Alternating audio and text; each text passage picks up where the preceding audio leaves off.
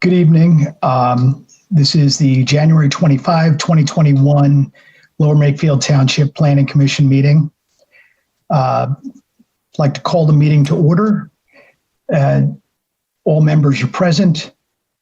I'd like to formally welcome our new supervisor liaison, Dan Grenier, but he just stepped off camera. And I guess we had a conversation offline about moving other business up to the beginning of the meeting. So we'll do that now. And I guess we turn this over to Barbara for other business, which is the reorganization part of our meeting. Is that correct? Yes, sorry. So for everyone watching, since this is the first formal meeting of the Township's Planning Commission, each and every year they need to reorganize. At this point, I would accept a motion for appointment of a chairperson.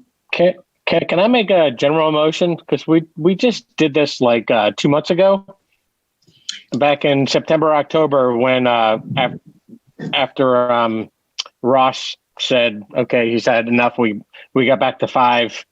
And can I just make a motion to just sort of continue the same results from the reorganization from the fall? You can, but let's identify. So okay. Mr. Bush would be the chairperson. Yes. Mr. Bush is the vice chair, I believe. Yeah, Ross is the, yep. And then who is the?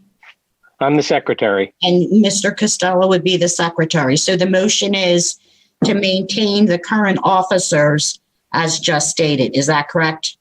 Yes. Okay. Is there a second to that motion? Second. And then all those in favor? Aye. Aye. Aye. Congratulations. You guys are stuck in the same positions. Thanks. Mr. Bush, you can take over now. Okay.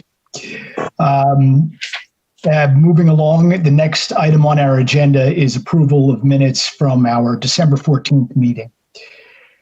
Do any members of the board have any comments, concerns, corrections to those minutes? Do I hear a motion concerning those minutes? I'll move to approve the minutes from the last meeting. I can't remember the date off the top of my head. Is there a second? I will second. Okay. All in favor? Aye. Aye. Aye. And no one in opposition. Next item on our agenda is the Prickett Preserve at Edgewood Village. Before we bring in the applicant, there's something I wanted to say on the record, which I think, Barbara, you're aware of before I say it. There's an issue that I wanted to address before we got to this agenda item. Specifically, a member of the community has insinuated that I or the law firm that I work for have profited financially from this project or have a conflict. Neither one of those two things are true. I'm a member of a law firm of 370 lawyers. Neither my firm nor I have ever represented the developer who is the applicant. And my firm and I have not been compensated in any way for this development, nor do I anticipate being compensated in any way for this development. I don't practice law in Pennsylvania and have never represented any of the publicly identified businesses that might occupy space in this property. One of my partners has represented Wegmans in New Jersey in personal injury litigation. I've never had a role in that litigation or benefited financially from this project ever. I have checked with multiple conflict attorneys to see if this was an issue and have been assured that it is not. So I wanted to say that because of what I had heard had been directed at me or about me in the community, but not necessarily to my face. So having put that out there, ready to move on with the meeting. And I apologize to the rest of the board members for my feeling that I needed to have to say that, but I thought it was necessary. So Tony, one thing. There was an agenda item, the 2020 Planning Commission Annual Report. If the board has any questions or any comments or whatever, if not, you can just vote to accept that report as submitted. Any members of the board have any questions about that report? I did not have an opportunity to review that report. Is there a possibility we could table that for the next meeting? Yes. Okay, so let's, is there a motion to table this? My motion to table it. I'll second the motion. All in favor? Aye. Aye. Aye. And that item is tabled to our next meeting. So now if we could proceed with Prickett Preserve. Or bringing in the team now. Okay, thank you. And just for everyone's benefit, if everyone who's speaking can please just identify yourself so that our minute taker can go ahead and be able to accurately attribute comments to the correct person, it'd be greatly appreciated.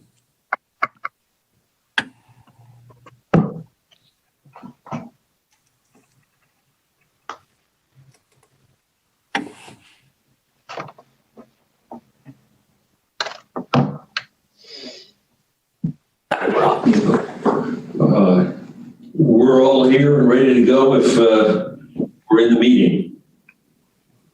Everyone has entered. Okay. Hi, good evening. My name's Steve Harris. I represent the developers of Brickett's Preserve. With me tonight, either in person or virtually, are two of our developers, Vince DeLuca and Bob Dwyer. Bob Rosenthal was unable to attend this evening.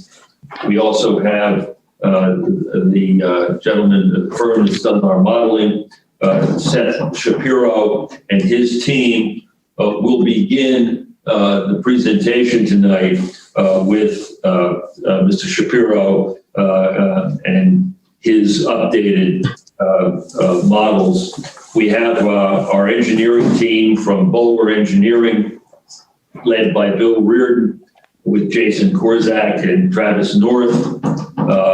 We have our traffic engineer, Chris Williams, from McMahon, and finally our planner, John Kennedy, is available.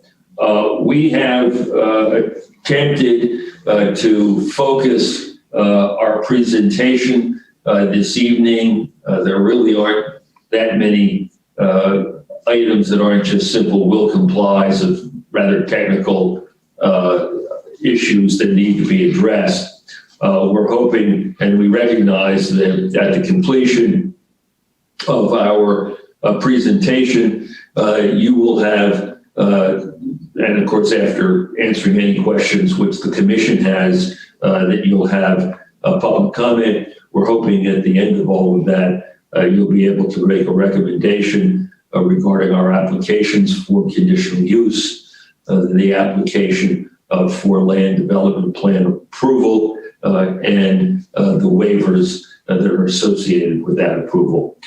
So with that, I would like to invite Seth Shapiro to make a very brief presentation showing the revisions that we've made to the overall visual revisions that we've made to how the development will be laid out. And by that, I really mean mostly landscaping and such.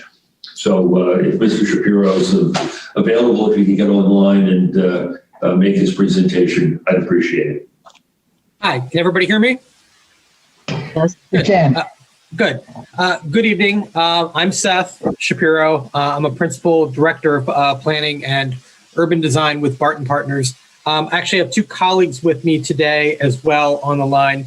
One is one of my partners, Matt Koenig, who will be serving as the architectural principal in charge for these buildings, and also Lauren Moran, who is a landscape architect who works with me and has been collaborating with the folks at Bowler Engineering, specifically Travis, on some of this, and you'll probably hear her voice and Travis's voice as well during this presentation. So I'm going to share my screen.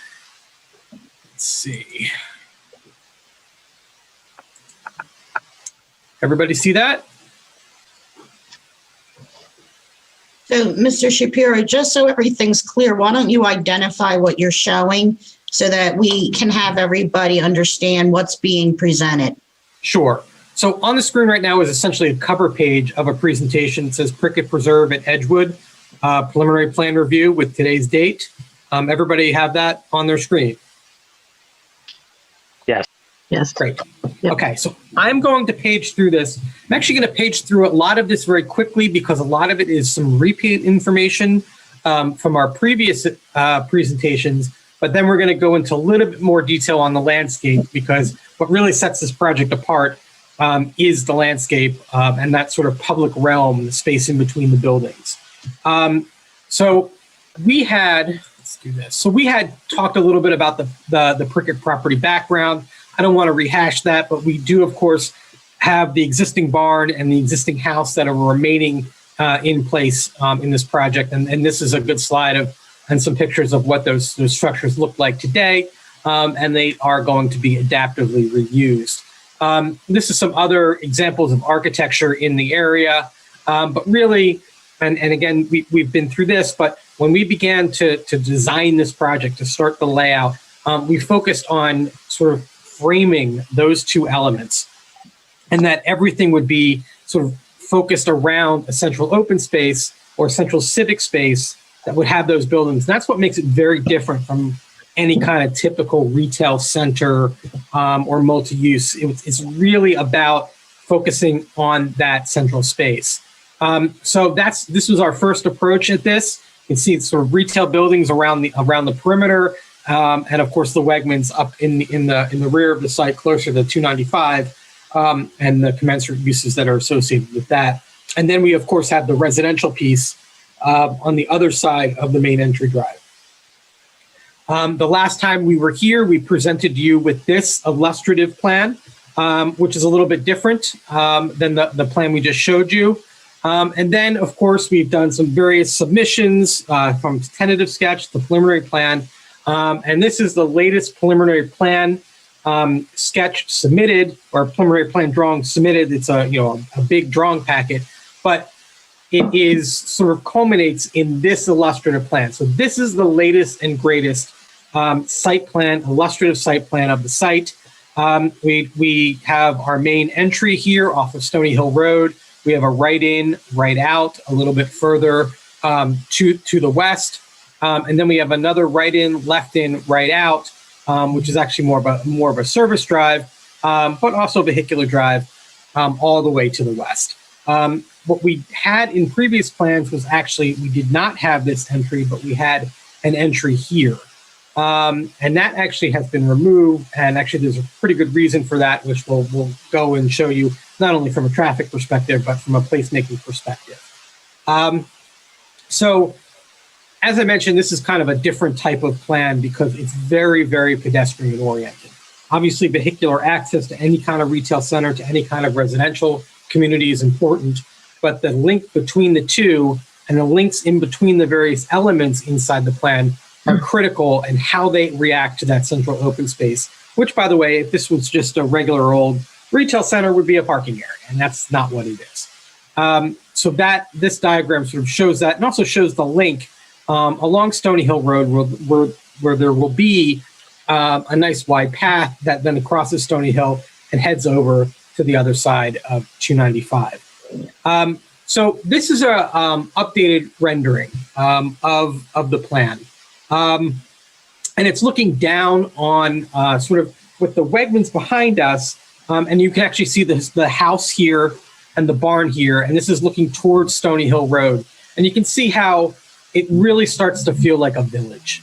We have some parking areas, but it's almost a shared space. Instead of curbing, we're showing bollards. So it's an area that actually can be closed off and be completely pedestrian for certain occasions.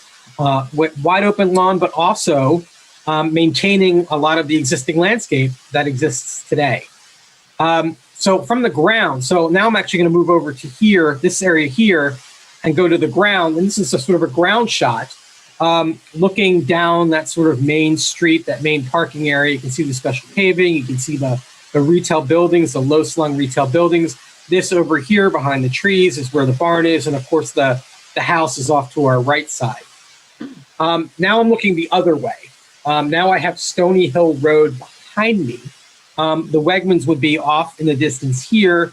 Here is the house. And now I'm looking at sort of this gathering area, this sort of informal stage, this informal seating area that is part of our landscape proposal, which is something actually we're really looking for feedback on. This is an idea that we've come up with about how to treat this area that we think can be very successful. I'm now going to actually do a ground level shot over here. So everybody got that. Now I'm going to move my sort of where my view is to where my hand is here. So now we're looking sort of towards that open space and another seating area. In this case, the Wegmans is behind us. So I hope everybody sees that. So what I really want to do with this presentation, because this is what has changed, is focus in on this sort of central village open space, sort of this area that we drop people off and pick people up. This would be a great Uber, Lyft pickup location, or just actually a central meeting spot. And in fact, that's what this space looks like from the ground level. And here you can see, again, the house, the house, here's the barn. And actually, interestingly, we had been had some feedback about the scale of the Wegmans. So we went ahead and modeled it accurately. And actually, you can see it actually fits in quite well in sort of that village feel. So this is that sort of roundabout drop-off pickup zone. And so with that, I'm actually going to turn the presentation over. I'll continue to move slides forward, but I did want Travis North and Lauren from my office to talk a little bit more about what their vision was for these sort of gathering spaces, these civic spaces, these open spaces in between the buildings that really, I think, activate the plan. How you doing, everybody? My name's Travis North with Bowler. I'm a landscape architect of record for the project. And with me is Lauren Moran from Barton, who's involved in the overall development of this space. Hello. And at the last hearing, you saw all of this space in concept form only. And this continues to evolve, where we've fully integrated this into the land development package now, so you can see how it fits in with the infrastructure, with the utility, stormwater, and so on. Our vision for this entire space is to be flexible. We're in the middle of a town center type of multi-use development. We recognize that there's going to be different times of the year, as Seth had mentioned, that multi-purpose parking area between the retail and the existing barn could be closed off temporarily to set up for festivals or other sort of things, or in support of other things within the township. For that reason, we've developed this whole space with a couple key areas.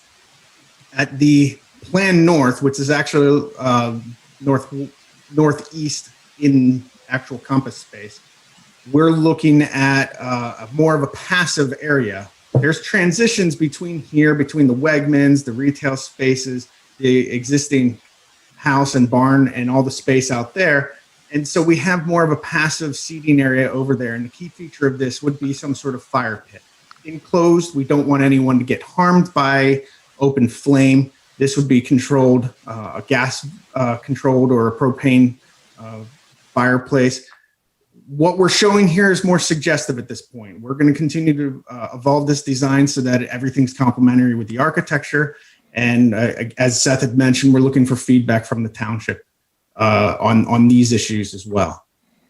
In this space, we'd also have some movable seating, maybe Adirondack chairs or some cafe-style tables. There's spaces on both sides of the transition pathways. And this area could serve as smaller gathering areas or even for other passive recreation. Now we're moving down closer to the road, and this is Plan South, and kind of an existing array of trees here. I say kind of.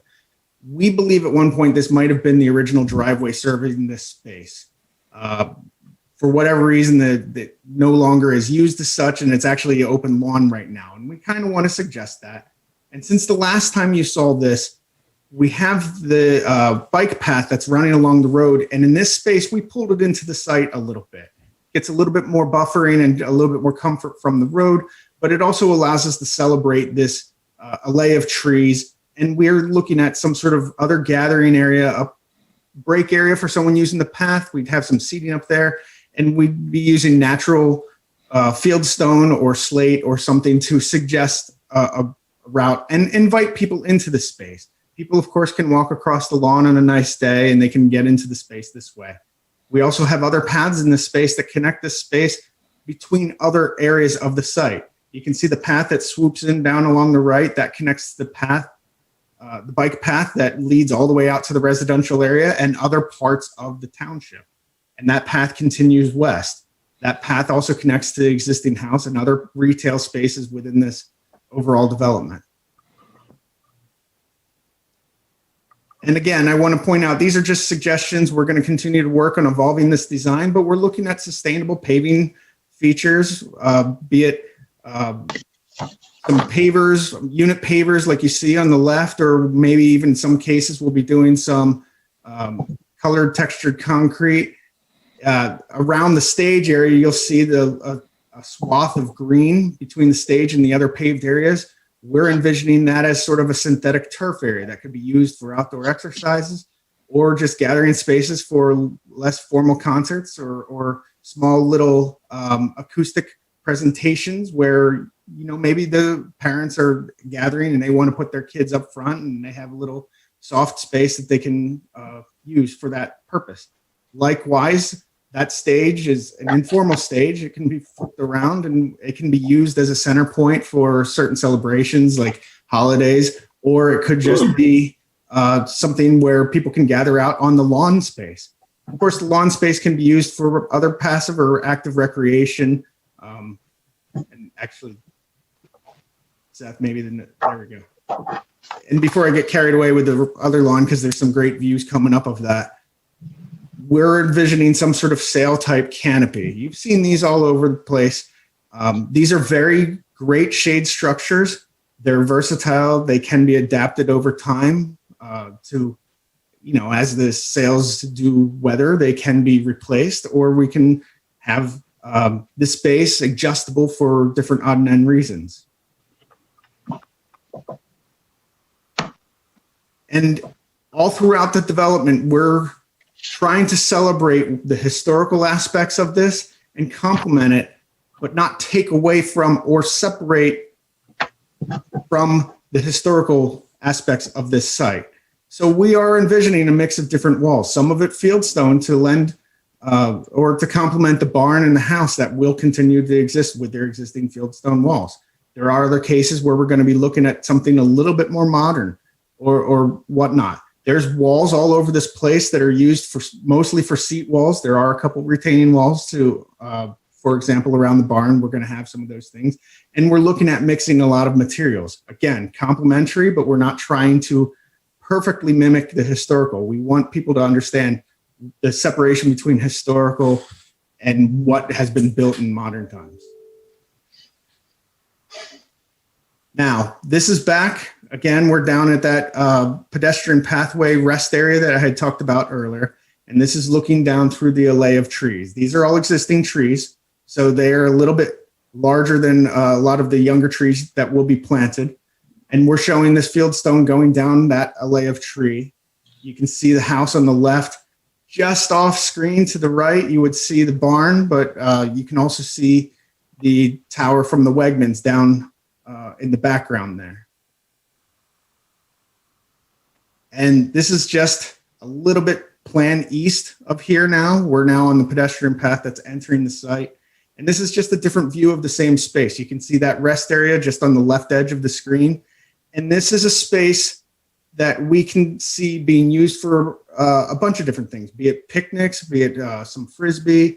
Maybe it's just a place where people are just kind of sitting out and enjoying the weather in the summer, or what have you. You can also see in this photo, just barely on the right side, you can see the existing barn that is partially obscured by an existing tulip poplar, which is the largest tree on site and probably the most significant feature that will be preserved.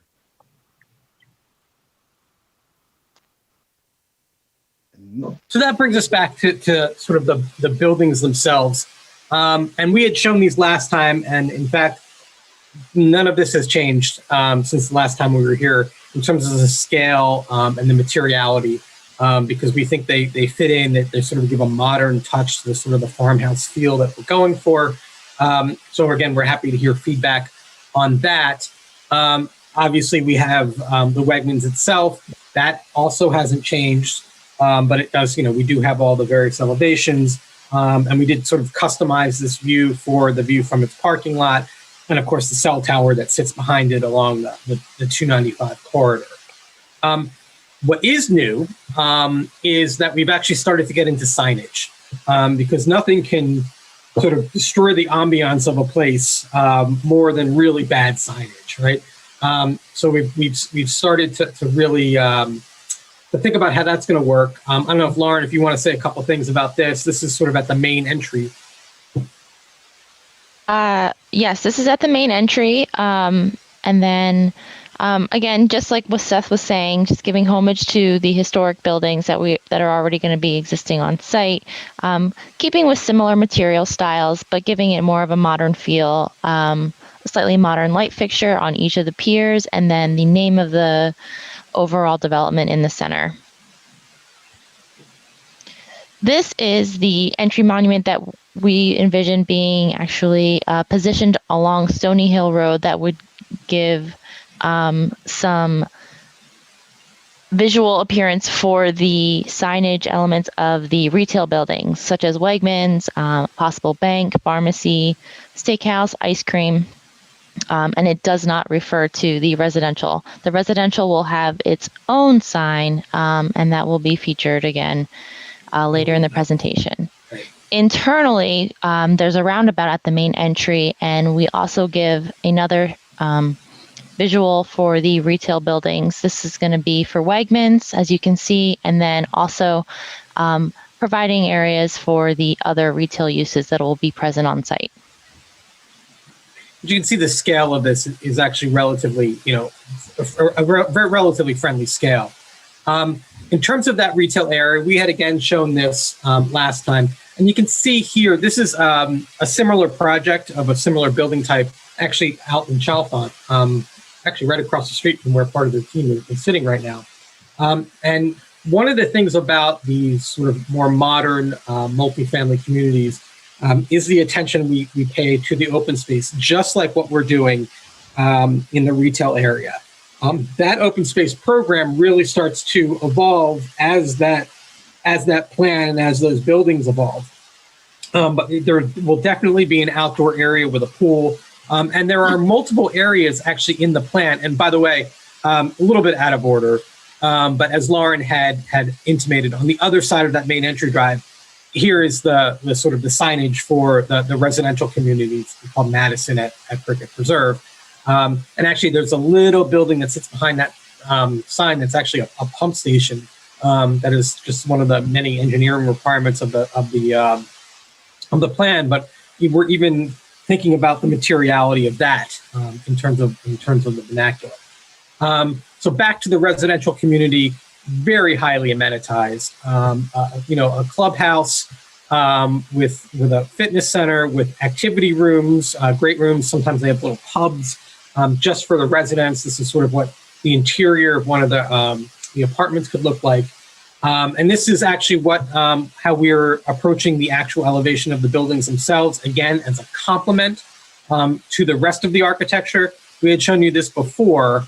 I'm actually going to skip through these traffic ones. They're there for reference in case we come back there. But the other thing I wanted to point out about the residential area, while we have sort of a formal central amenity space, open space with a field and a pool, we also have a lot of other open space areas in the residential community that have yet to be fully designed. But there are a ton of them.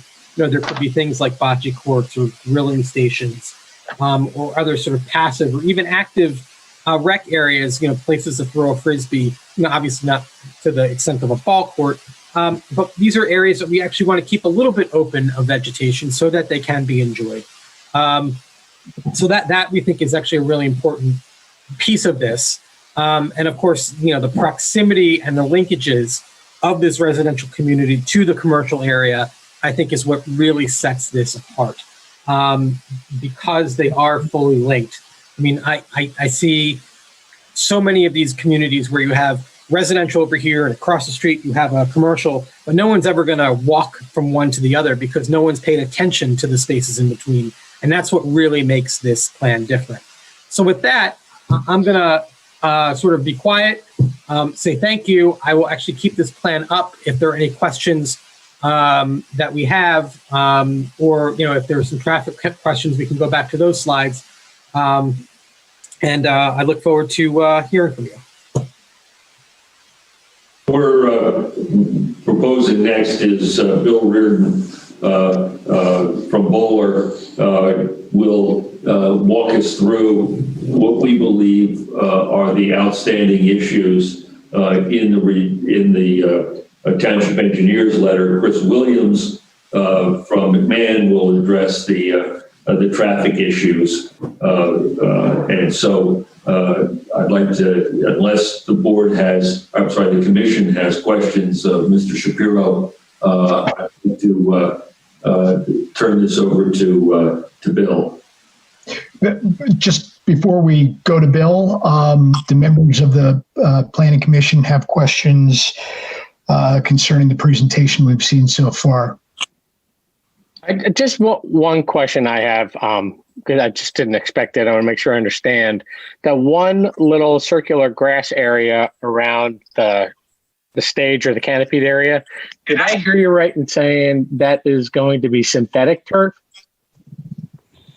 Yes, it can be. Again, if you, we can also put hardscape there, a different hardscape pattern. It doesn't need to be synthetic turf. I mean, we do have plenty of grass that we are providing on the other side of the stage. And is the point you just don't want, is just impractical to plant grass there? I would defer to Travis on this as well, and Lauren. My guess is that if there is activity here and there are chairs and whatnot set up here, just a softer surface, right? They also could, the heavy use and the heavy use. Yeah, I think could break up more conventional turf. In your proposal, so I see, if that wasn't grass, that would be some sort of hardscaping. Mm-hmm. Correct. Okay. All right. That's what wasn't clear to me. Okay. I understand. Yes, we could very easily continue one of the pavement patterns that you see just north of it in the presentation. Okay. All right. I understand. I think I understand what you're doing there now. I just wanted to make sure I understood. Thanks. Mm-hmm. I'm sorry, about how big is that area?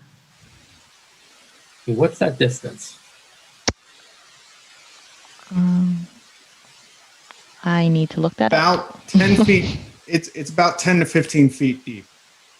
It's kind of, it necks down on the right side closer to the barn where there's a planting area behind it. Mm-hmm. But on the left side, it's about 15 feet deep. So, in normal times when we don't all have to stay 6 feet away from each other, you could see 3 or 4 rows, right, of chairs sort of in a circular pattern around that, around that stage. Going back to one of your first pictures on the retail side, mm-hmm. Is there an entranceway that leads right into that?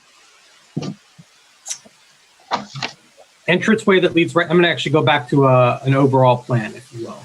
So let's use this. Yeah. So there's a main entry right off of Stony Hill Road, right? And that main entry, if you live in the residential, you come here. Yeah. If you're going to the retail, you come around the roundabout and into the retail center here. There's also a right-in to the retail center here, where you encounter parking here, and then there's another right-in over here. And if you're going into the retail center here, you'd come right in here, you turn right again, and there's that other sort of pick off and drop off location in front of this retail building, and of course the house. Do you have the enlargements of those two entryways? I think you showed a couple of other. Did we show any? We have the one of the small roundabout, but not Right, we do have other that view. one. So we have a view of this. Is that Okay. what you're asking for? Well, what is that other? Is that the second entryway? That's one of the, there are 3 entryways. That's Right. that's, Okay. Yeah, that's number 3. But that's not right off of the main road, or it No, is. No. no. Okay. Okay. So that's the last entryway then, correct? You'd have to. Correct. Okay. It depends what direction you're coming in. If you're going sort of, I get plan north. So if you're going westbound, yes, that's the final one. Okay. Thank you. I have a quick question on the existing structure, the 2 structures that are there. Will there be any modifications made to the exterior of those existing structures? So to the house, I don't believe we're doing much at all to the existing house. It's really going to be tenant dependent on what goes on in there. We all think that's going to be like an ice cream shop, right? Something kind of low key there. As for the barn, we are proposing an addition onto the barn, and actually you can see where that is. This is the dotted line is the existing barn footprint, and then this is actually an addition here, and there will be an outdoor seating area, deck area on that as well, because we think the barn's can actually be a signature restaurant. And then for the complex next to it, will there be car traffic allowed from that corporate complex, or is it just walking traffic that will be allowed to enter? We are certainly hoping to have that. Have we confirmed that we can? I mean, we are proposing a vehicular entry there. We obviously think the pedestrian entry is critical there for those workers when those offices are open to come into the retail center and not getting their car and do it. But we are proposing a vehicular link as well. Thank you. What is the status of that? Have you been, I know you did, in a prior meeting, we learned that there was discussion with the neighboring landowner, and have those discussions progressed? We have, this has been to look at, we have continued to have dialogue with them. They have agreed to the pedestrian connection. They are considering the vehicular connection.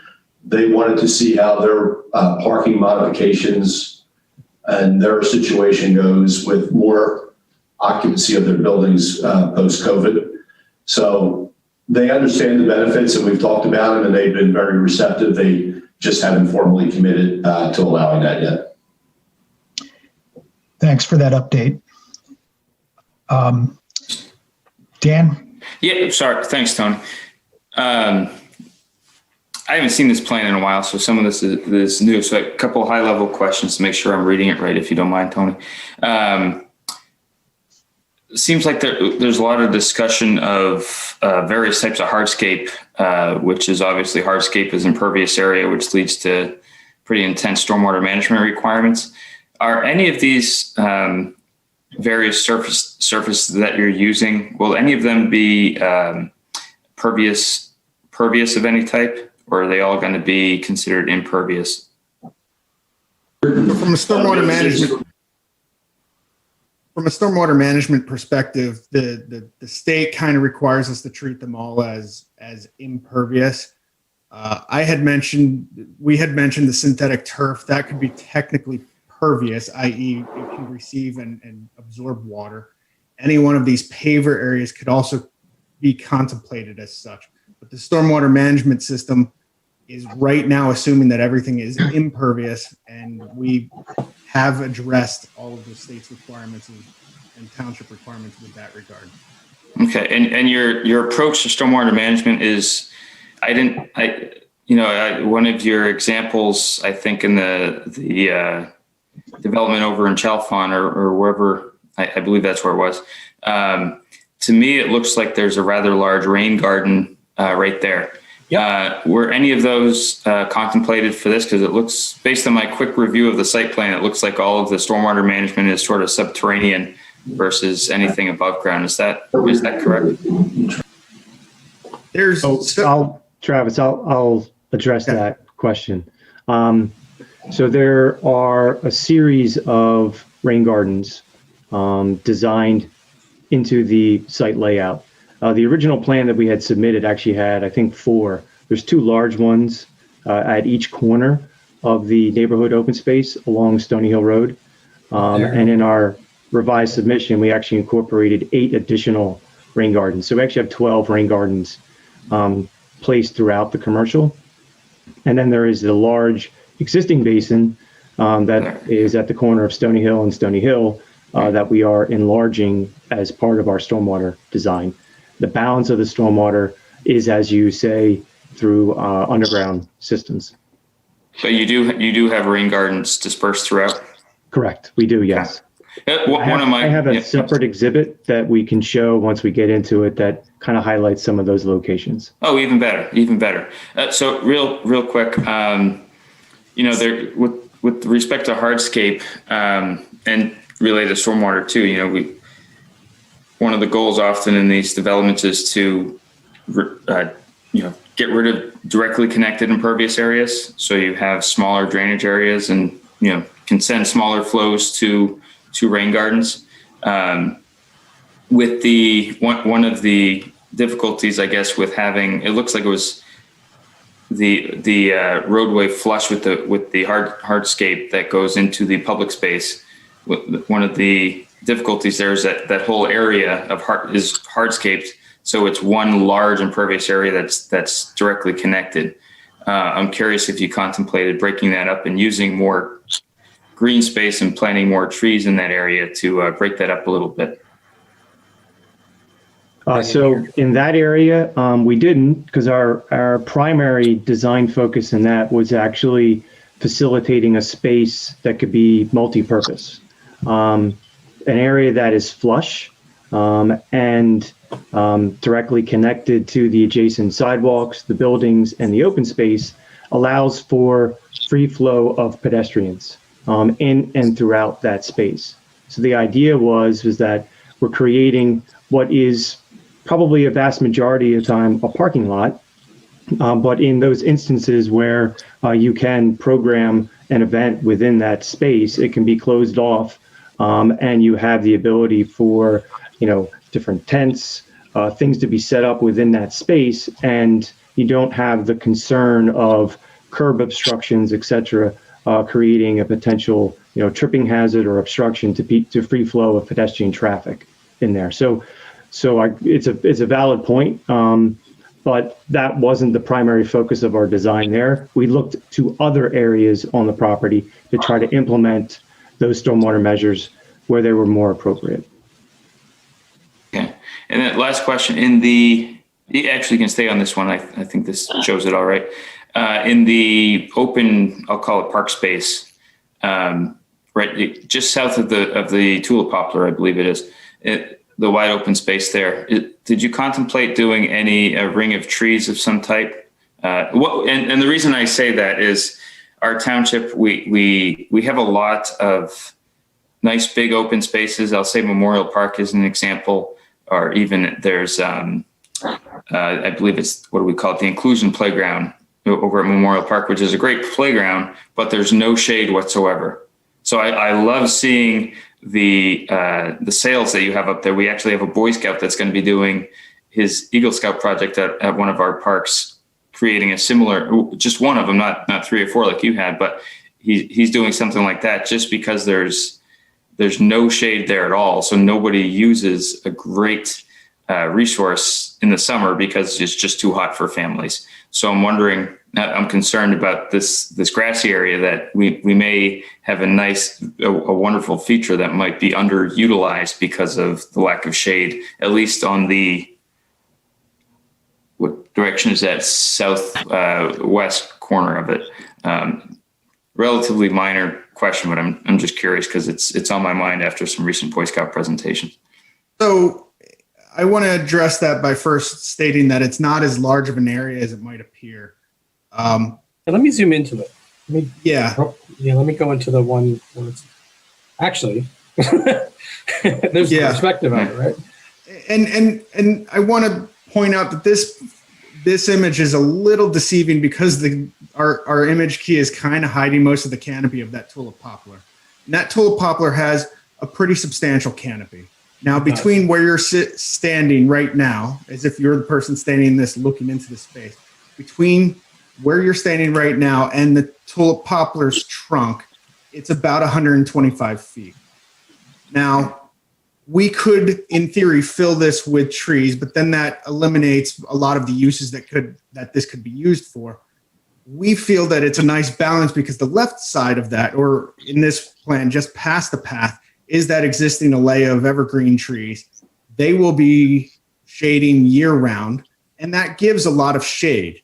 That space is also about 125 feet long between that little pathway and the stage area. So we feel it's a nice balance between open and shaded areas. Yeah, Dan, I'll add to that. I think Travis is completely right. And the one thing that I don't think this image does justice to, that if you drive down Stony Hill Road now and you look at where the existing driveway is that goes into Prickett, they have a little sign. If you were to look down that driveway, that's kind of almost the same angle of this image where that existing driveway is. And the trees that are shown in this image, I don't think really do the existing trees justice. Those existing pines, I think, are much more significant than what in canopy area was that this shows. So I think there's actually a lot more shaded area there than this would give you indication that there is. Okay, that's when you come before the supervisors. And I won't, Tony, I've taken up enough time. When you come before the board, if you can address that in a little more detail, because that's something that we're concerned about as a board. Dan, your questions were very helpful for all of us on the board. I just had a follow-up to what Adrian asked, the space that Adrian asked about. Just to reiterate, I think at our last meeting you had stated that that would not be maintained by the township, that it would be the tenants of the property that would be maintaining it. But this evening I heard you talk about the stage and events that might happen at that stage. It may sound like a silly question, but who's putting those events on? And any idea about that at this point, how that's going to be not only maintained, but operated? So again, this is Vince DeLuca. So the space was created for community purposes, whether we would run those as the shopping center or retail center owners, or it could be used for events that the township might want to hold. Whatever events would be there would comply with whatever township regulations and ordinance exist. So again, from a very early onset of our proposal, this neighborhood open space, community open space was discussed, and we agreed from the onset to work with the township. If there were things and events that they would like to hold, it would be available for township purposes. But for the most part, I see the retail development, having, a small musical thing on a Friday night, or, a wine tasting, or like somebody said earlier, they might have exercise events and different things like that. So, but it would comply with whatever township regulations and permitting things are needed for those such events. Thank you.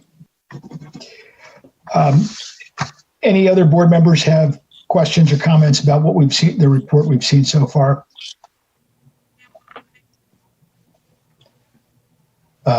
Andy. Yes, can you identify on the plan where each particular sign that you had shown in your presentation is located? Sure. So, and Travis and Lauren, just jump in if I get this wrong. So we're the sort of the entry signs would be one on each side of this main entry. The residential one that says Madison at Prickett Preserve would be right here. And then the other, just the main Prickett Preserve sign would be over here. The third sign, which is the one that Laura had mentioned on Stony Hill, I think. Yes, that's correct. That's correct. Sitting right there? It would sit right there. Yep, at the corner before the rain garden. Right. So that sits right here. And then we mentioned that there'd be one sitting in the middle of the roundabout here. Mm-hmm. Yes. So there you go. Thank you. Mm-hmm.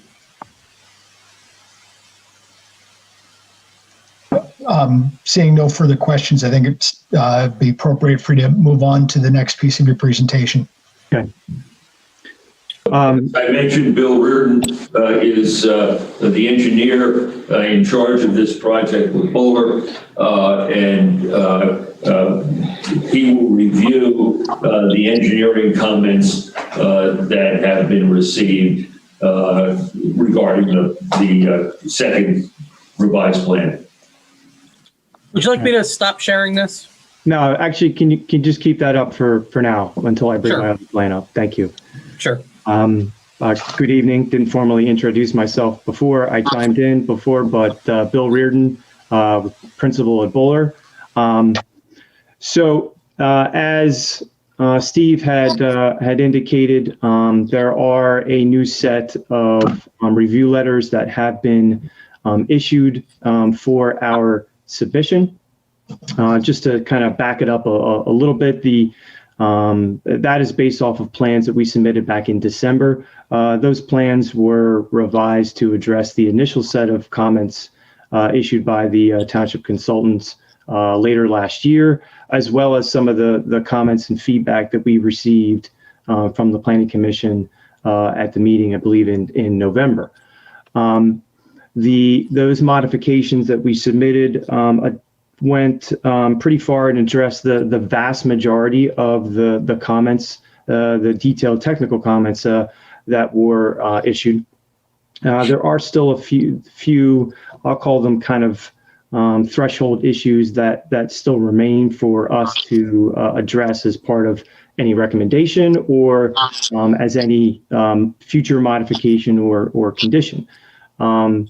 The two that are relatively easy, Steve had mentioned it earlier, are the conditional uses that still are required for the plan.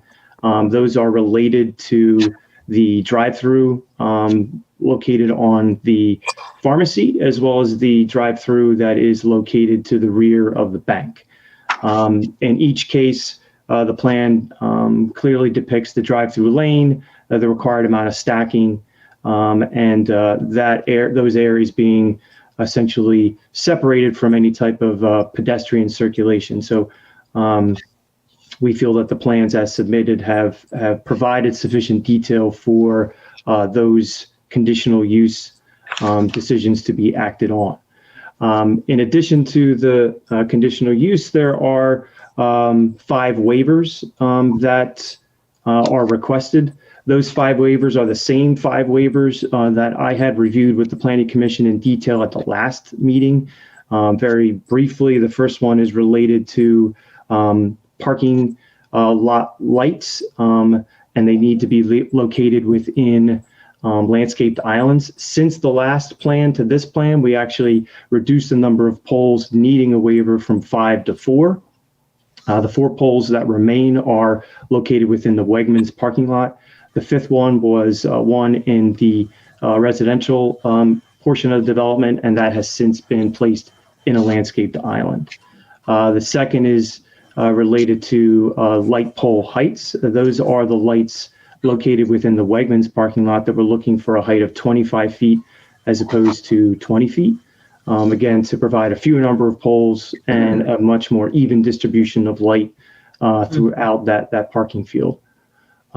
Third being the separation of parking from the building located within the commercial portion of the development. Code requires a minimum of 20 feet. We have areas of 8 to 10 to 15 feet, same as it was before. And we have no further comments from the Township Fire Department with any emergency concerns related to those parking spaces directly adjacent to buildings. Next is for tree replacement. It's one of the, I think, greater kind of threshold issues that I had mentioned before. I'll get back to that. The last being topsoil protection, and a waiver for removal of topsoil that will not be replaced on site.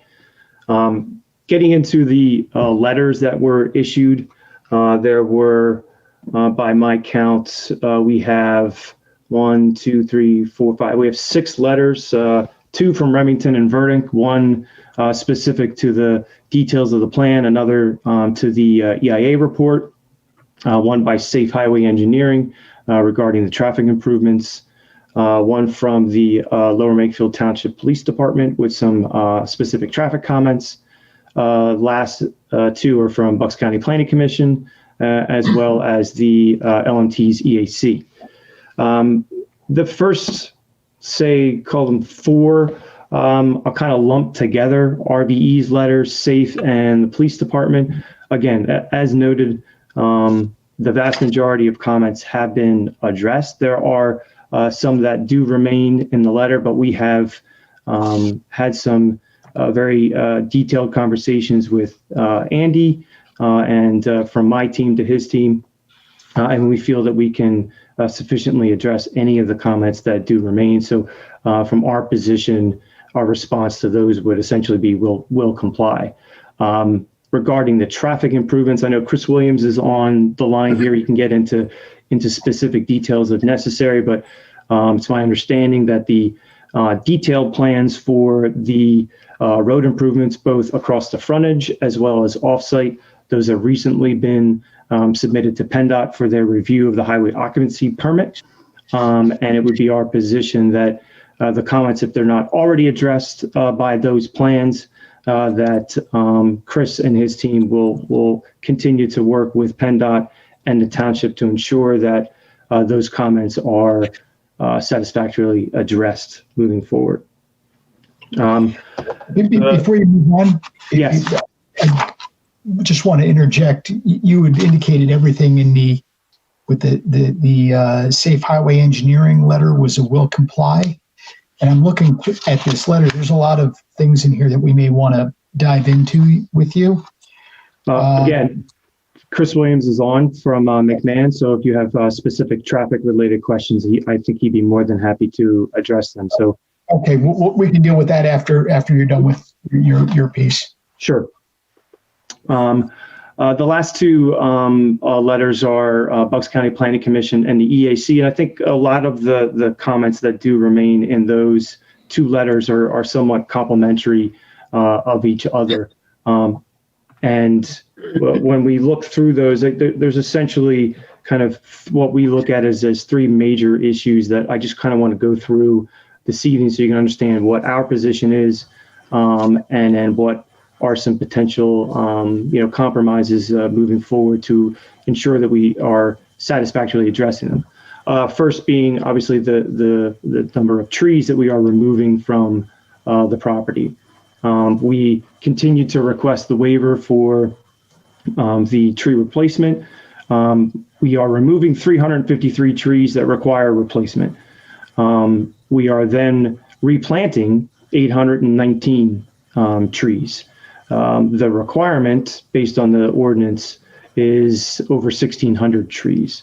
So that still leaves a deficiency of 848 trees, but we still are replanting almost 2.5 times the number of trees that we are removing from the property.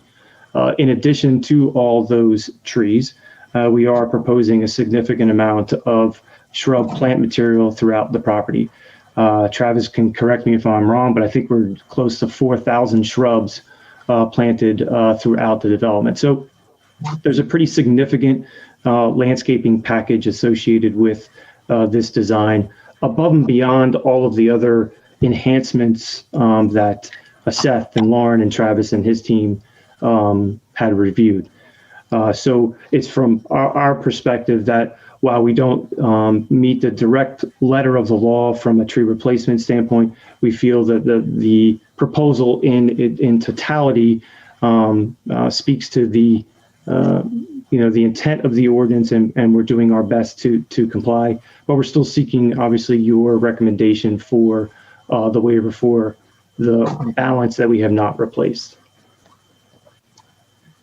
Second issue that still remains is the number of parking spaces that we are proposing throughout the development.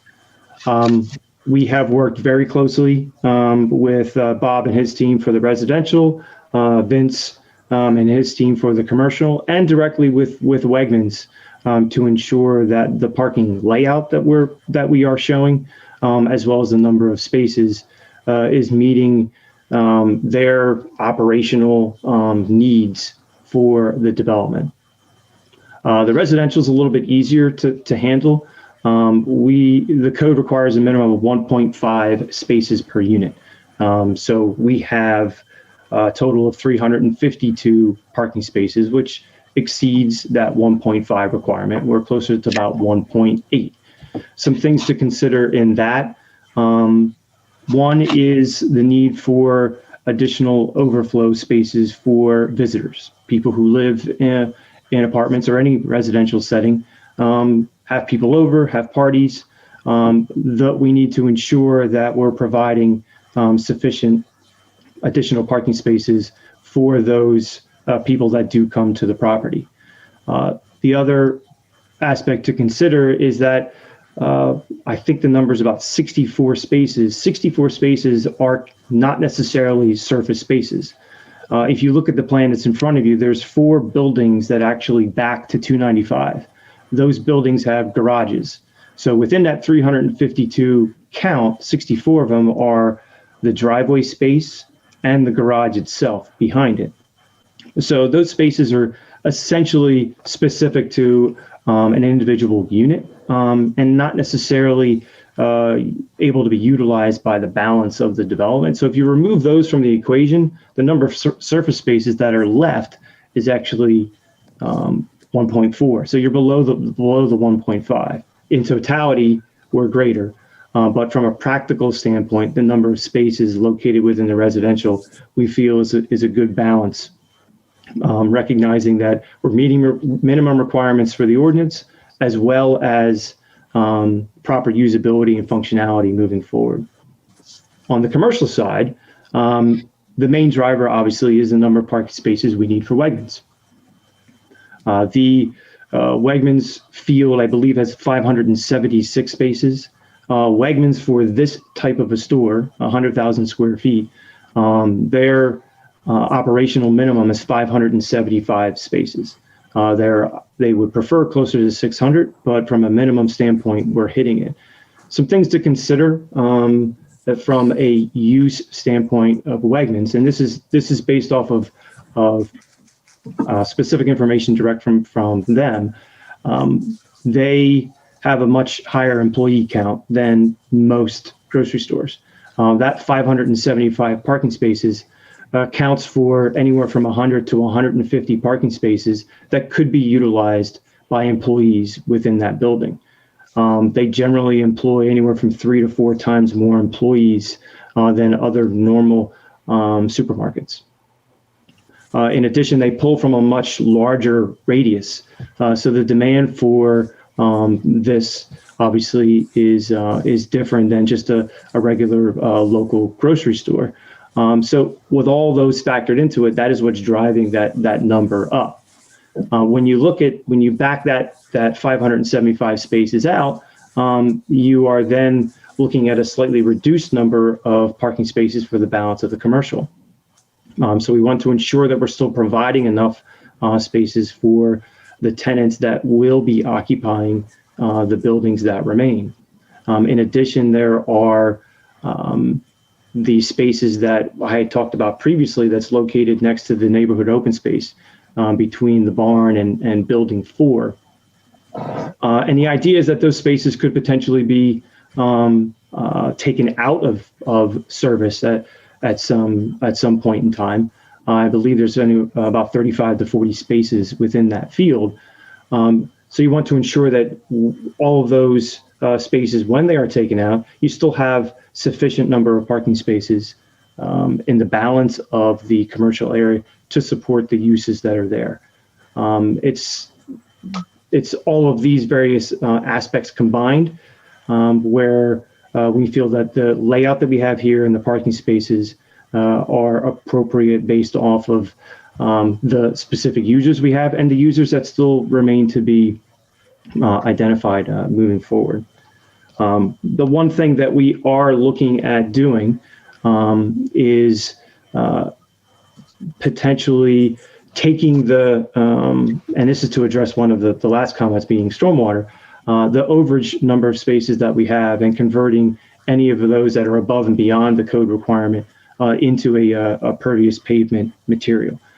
So we would take some of we've already incorporated that into this plan, but we would add some additional spaces to help address some of the EAC stormwater concerns, but then also reduce the impact of those additional spaces provided within the plan. The last aspect is just the stormwater in general. And what I'm going to do is, if I can, share my screen for a separate exhibit that we had prepared. Can everyone see this plan? Okay, good. So this is a little bit more of an engineered version of the site, that illustrated plan that you were just looking at, and it kind of depicts in different colors some of the various stormwater features. I'm sorry, Bill, can you zoom in on that? Yep, perfectly. Yeah, can.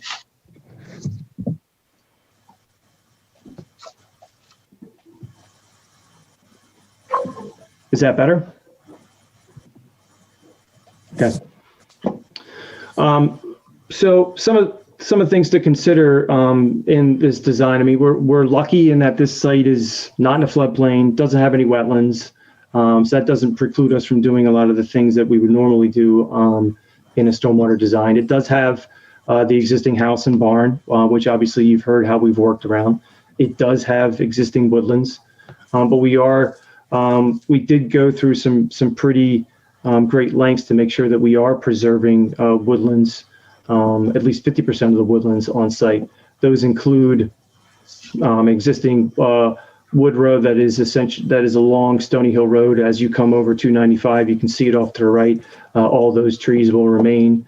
We were very purposeful in our alignment of this main center aisle to ensure that this existing tree row can remain and be utilized as a buffer between the parking field for Wegmans and the adjacent apartment units.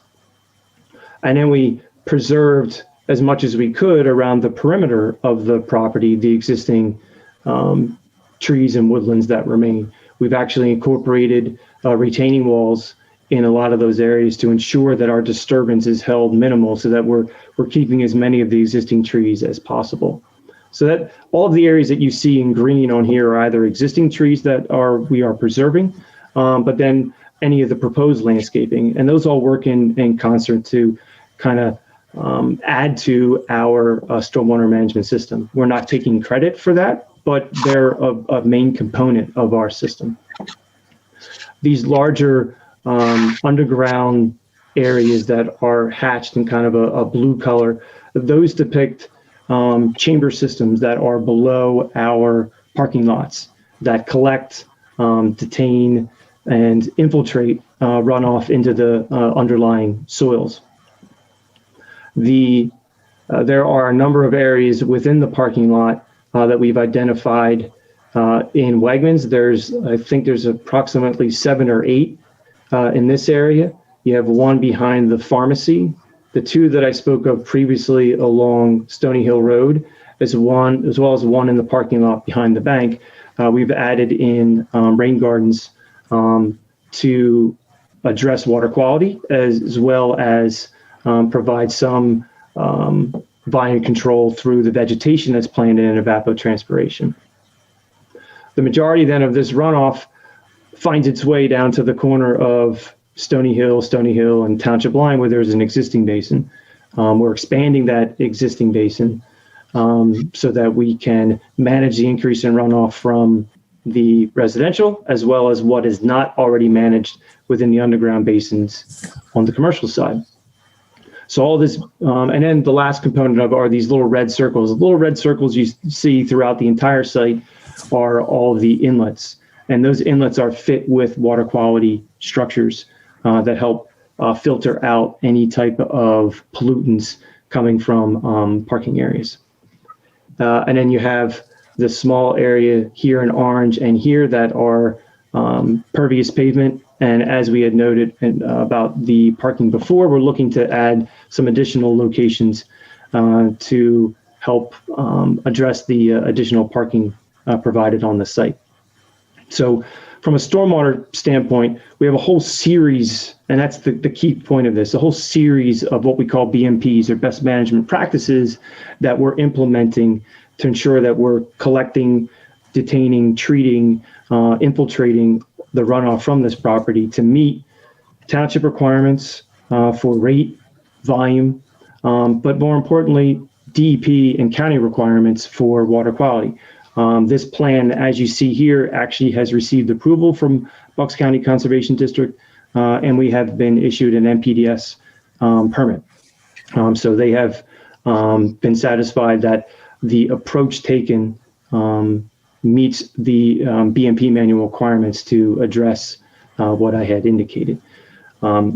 So with that, I'll turn it back to you, Anthony, and I'll be happy to address Andy for any specific questions you have on anything I discussed or anything that I might have missed. Hey, Andy, go ahead. So the one thing that I want to add here is as Bill said, they did receive their NPDES permit for the on-site development. So that's DEP taking a look at the development, comparing it with their regulations, and reviewing it and approving it based on the fact that the proposed improvements meet the DEP requirements. I will say this, that, as part of this whole development, there's off-site road improvements up on Route 332, and none of that has kind of been incorporated into this NPDES permit. That's part of the HOP PennDOT highway occupancy permit plan, and that will have its own separate NPDES permit. Is that correct, Bill?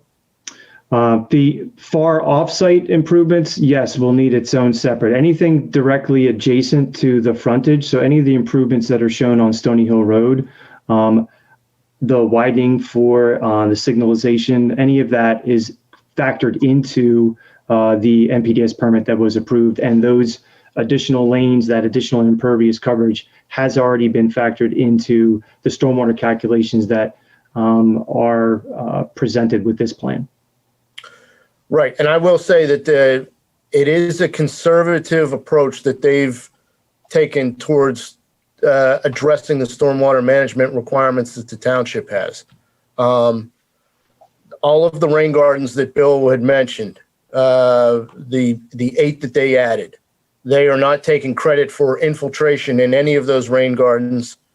They did not do infiltration testing for those rain gardens. So that would be kind of an extra benefit above and beyond if those prove to be infiltrating during construction or post-construction. The other item is the infiltration rates that they did get. I believe they had a factor of safety of 3. That's correct, yes. So when I say that, that means that they tested and got an infiltration rate of 3 inches per hour in the locations, but they're only using in their calculations an infiltration rate of 1 inch per hour. So it's taking credit for less, I would say. I believe the township regulations indicate that you're allowed to take a 2-to-1, or you're allowed to include a factor of safety of 2-to-1, and they're going above and beyond that. And then from a stormwater management rate control perspective, that is controlling the rate of runoff that comes off of the development, they're required to meet the pre-development rate of runoff.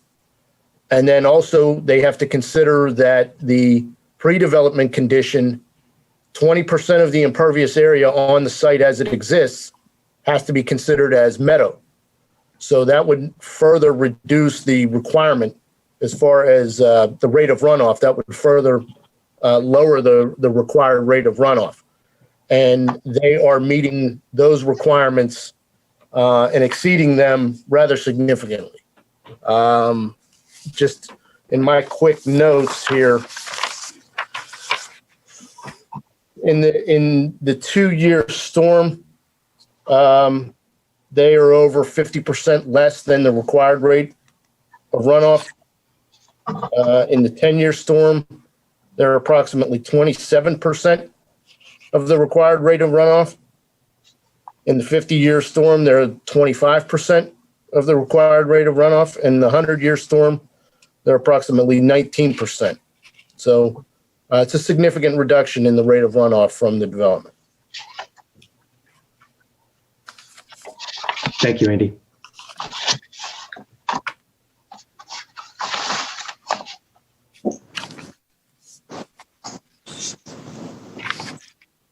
Tony, can I ask you a question? Yep, Dan, go ahead. Sorry, this is full disclosure. This is what I do for a living. So if I get into this stuff, with the couple quick, I'll kind of go around the horn a little bit, counterclockwise. The existing basin, is that dry, or? And I heard that you were making some improvements. What kind of basin is that? Is that wet or dry? The existing basin is dry. It at times holds a little bit of water in the bottom, but it primarily infiltrates. You never really see a whole lot of water in that facility. And you're aiming to keep, even though you're expanding a little bit, you're aiming to keep it the same? Correct. We are over excavating the bottom and kind of pushing that bottom area closer towards the old bed of Stony Hill Road. And then we'll supplement with plant material and vegetation so that it will pond, I think in a 2-year storm, maybe about 12 to 14 inches. But I think within a matter of less than 2 days, that will dewater. So it's not envisioned to be a wet pond. It's envisioned to be a dry infiltration facility. Okay. And when you relate to the vegetation you're putting in there, you're not doing a retrofit, are you, where you're doing essentially a large rain garden approach? You're just putting in some additional vegetation? Yeah, I mean, Travis is on here. He can speak to the specific, but typically in those areas, we are planting trees around the perimeter. But within the bed itself, we usually use a special plant mix suited specifically. It's a seed mix suited for that type of environment. Well, that's not that bad either. Then, is it a seed mix that you would? We have Andy will get a kick out of this. We have a basin naturalization program in the township where we use seed mixes where possible that we don't have to mow to augment some of our stormwater management systems. Is that something that you envision here as well? Yes. Okay. And in terms of long-term O&M, does the township have to take control or liability over any of these stormwater features? No. The owner operator is designated for long-term operation and maintenance. Okay, so I've put in some of the much smaller ones in very difficult situations where you can't have water, like electrical substations and power plants and whatnot, where I've used subterranean systems. Not typically my preference, but when we're forced to use them, we're forced to use them. One of the issues we come up against is long-term maintenance because they are cellular systems. One I use frequently is Storm Trap. There's other ones out there that are very similar. Sometimes cleaning them out. In some cases, you have to come up with a plan to clean them if there's siltation or sedimentation in there. So you got to get vac trucks in or whatever else, figure out how you have access for that. And then luckily here, we're not in the floodplain, so you don't have to worry about too much backwater. No. But I'm curious as to when you do your models, if there's what those issues look like in a larger storm event, how the site if at all, would flood for those systems if the piping backs up. No, the system is analyzed for the entire 100-year storm, and we consider any of the tailwater effects from the adjacent road system, and there's no flooding within the property as a result. Okay, and you already have your NIPD's permit, so you already went through the. Correct. And that was reviewed by the county, not the DEP, right? That's correct. It's a general NPDES permit, so Bucks County Conservation District has authority to issue on DEP's behalf. Right. The quirk with them is when you go to the DEP, you usually get a civil engineer who designs storm, who likes to do storm, who has they're a civil engineer with a PE or an EIT that does stormwater reviews, versus the counties are really focused on ENS typically because they're not stormwater folks. They don't have those degrees. But regardless, they have that. We have a couple levels here. That's why Andy's sitting here too, so you can look at that stuff. Yep. So there's a mixed system here. Rain garden, they're mostly, and this isn't to speak ill of the rain gardens, but they're mostly relatively small, almost parking island, integrated into like a parking island feature, which is common. But they provide, you're not taking credit for infiltration, you said, on this one, on the rain gardens? That's correct. We're not taking credit for infiltration in the subsurface soils. You do get some from the evapotranspiration. You get any type of a vegetated system within DEP's standard spreadsheet model. You do get a component of ET for your soil media and the surface area. So there's a small component of that within it, but it's very, very small in the grand scheme of the overall volume reduction for the site. And it sounds like your infiltration rates are quite good for the other locations. Correct. Yes. I just did some double ring infiltrometer tests that were in the tenths of an inch versus 3 inches. So I'm a little jealous of that. And then, so stormwater, there's a lot of impervious area, a lot of parking here. It gives me pause, but we'll dig into that later, I guess. The one thing I do have to say, I think, is that when it comes to the trees, I think that's a tough hill to climb to address that issue with a waiver.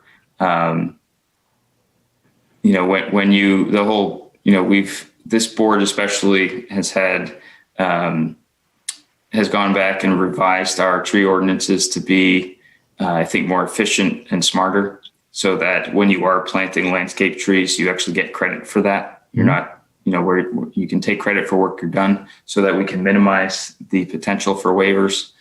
One of the things when you're saying you're putting back 2 to 3 times the number of trees. Now we have to remember that the trees that were taken out are 6 to 10 inches plus DBH. That's a large tree.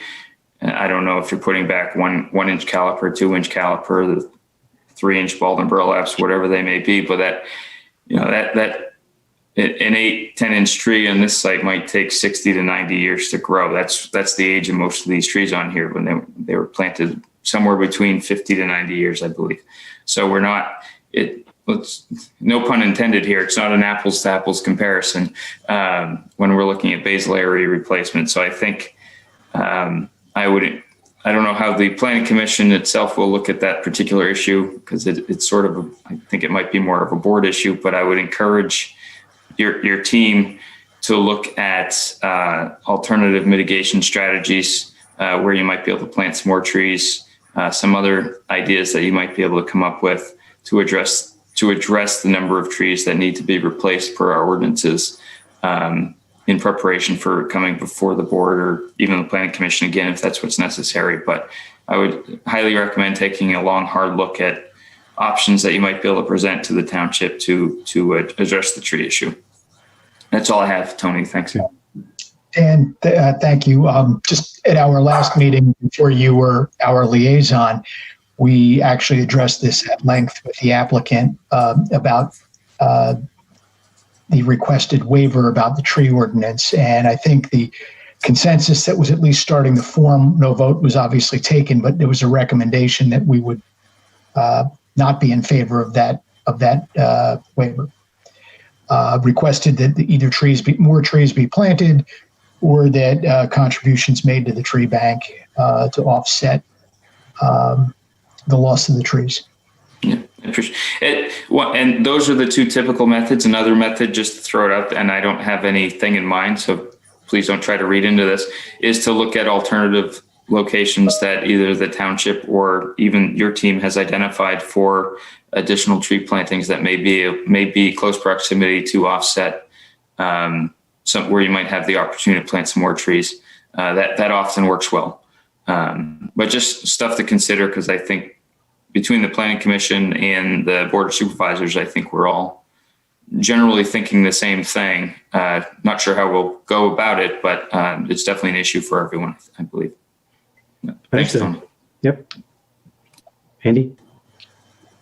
So there's a couple more comments in my letter that I want to just make sure that we're clear on where the applicant stands. Comment number 10 in our review letter is concerning the off-street loading bays for the development. It was our interpretation that any building over 6,000 square feet of gross floor area for a business required a loading area. The language is a little general in the ordinance. I believe it was the applicant's interpretation that they basically took the entire gross floor area for the retail section and said, okay, let's take that 155,000 square feet, and you get anything over 80,000 square feet, and then have two additional berths for the additional 60,000 square feet.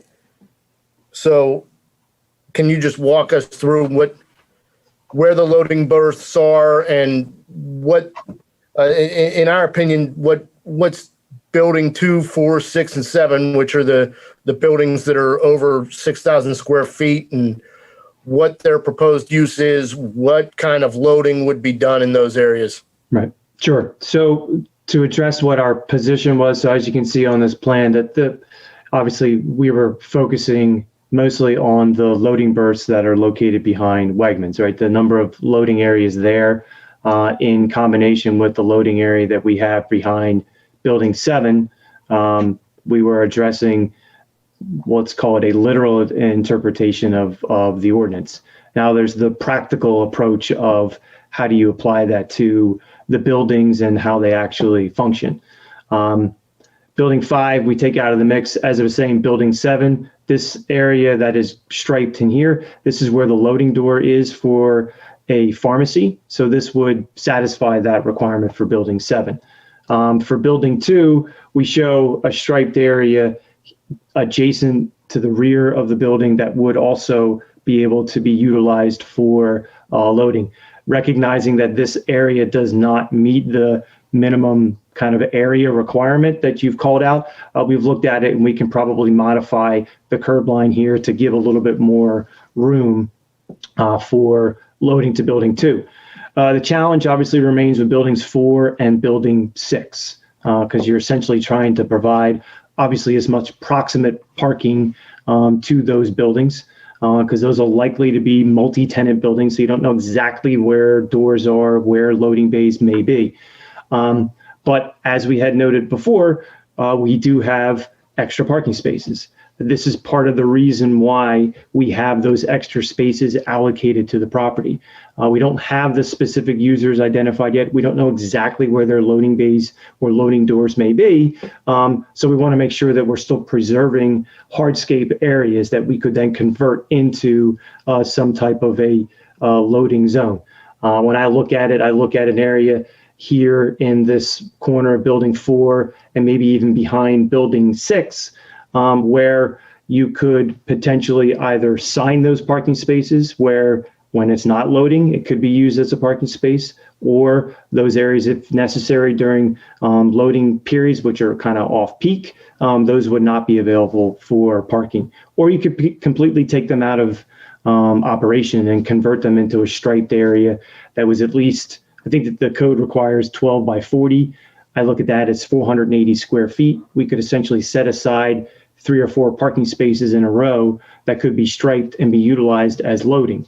Recognizing that these buildings are much smaller than a building like a Wegmans, the likelihood of them being serviced by some type of a large truck, a tractor trailer, is significantly less. Typically, these are smaller users. They're being, it's UPS, FedEx, those type of deliveries, smaller box trucks, which can take advantage of smaller loading spaces. So our position would be that the parking spaces that are there could be utilized for that and either signed or striped to meet that requirement. What about loading in hours when the retail areas are not open? Well, that kind of leads to what I was saying too, that if you could then either take these areas, these parking spaces out of the circulation and just convert them entirely to loading areas. But from a practical standpoint, trucks will come in, they'll park in the drive aisle, they'll unload their goods, go into the building, get back in the truck, and off they go if it's off hours. So there's no commitment to restricting loading to off hours? So there is, and we can do that by signage within some of the areas that we think are going to be the greatest likelihood of being utilized for loading for those particular buildings. Okay.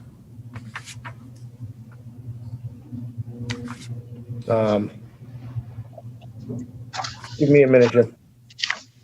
The proposed clock tower for Wegmans, I believe I read it as 84 feet 9 inches to the top of the spire.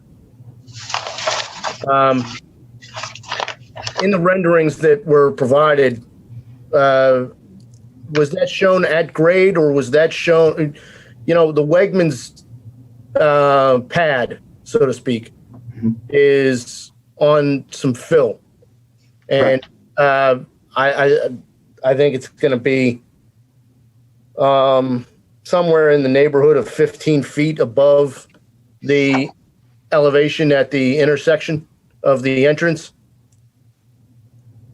Was that taken into account in the renderings? The renderings, obviously they're artistic renderings. They tried to portray it as accurately as they could.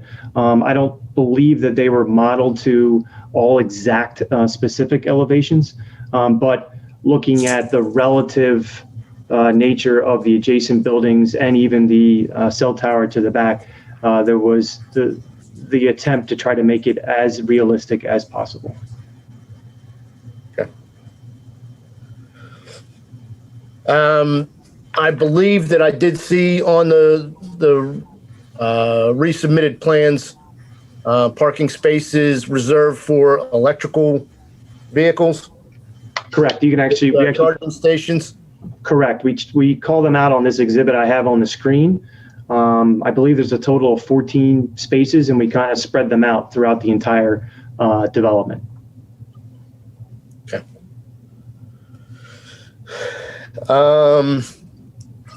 Can we talk about the pavement sections?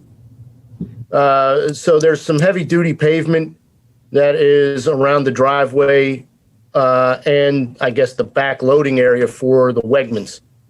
And that makes sense. You've got large tractor trailer vehicles coming in and loading and unloading. And so it's going to be, heavily traveled with tractor trailer vehicles. Correct. But the pavement cross section that is for the main drive aisle was significantly less than what was provided for that Wegmans stretch. It's even less than what we have on a residential street. I know that the township's not going to be responsible for maintenance on those roadways or driveways, but it might be beneficial to consider a more robust pavement cross-section for that main drive aisle. Yeah, and we've looked at that and we concurred. We can modify the area that we're depicting for the heavy-duty pavement to extend that section down the two main access ways to the rear and to the front of Wegmans. And then the area behind the Wegmans itself is actually concrete. So this is a rigid concrete pavement back here. The balance of it is asphalt. Just so we're clear, is there a specific comment number in Andy's letter that this all relates to? I'm sorry, that was comment number 57. Thank you. And I think the only other comment that I believe I need clarification on is comment number 63. We had commented about one trash reception area is provided on the plan for the proposed apartments.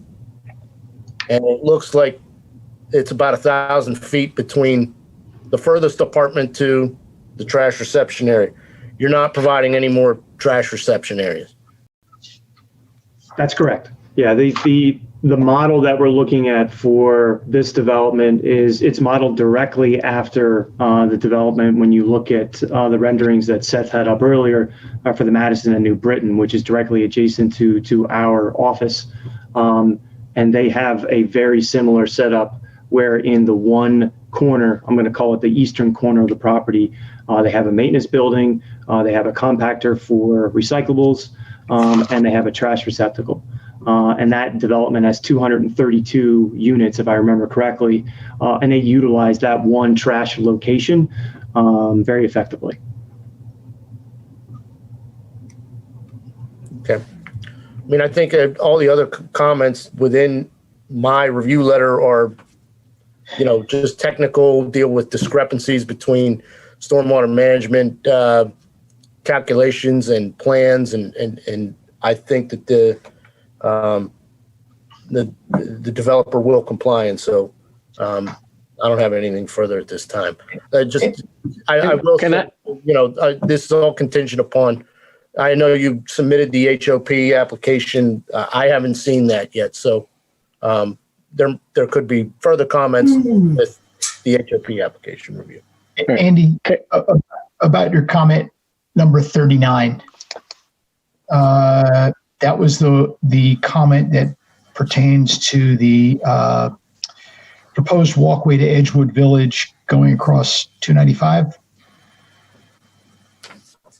Yeah, so that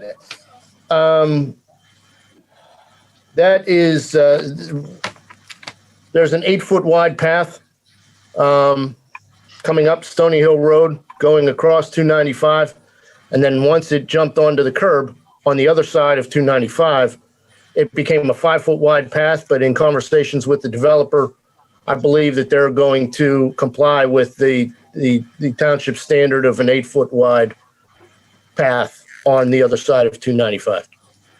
In addition to that, what separates the path from the roadway, if anything? Go ahead, Bill.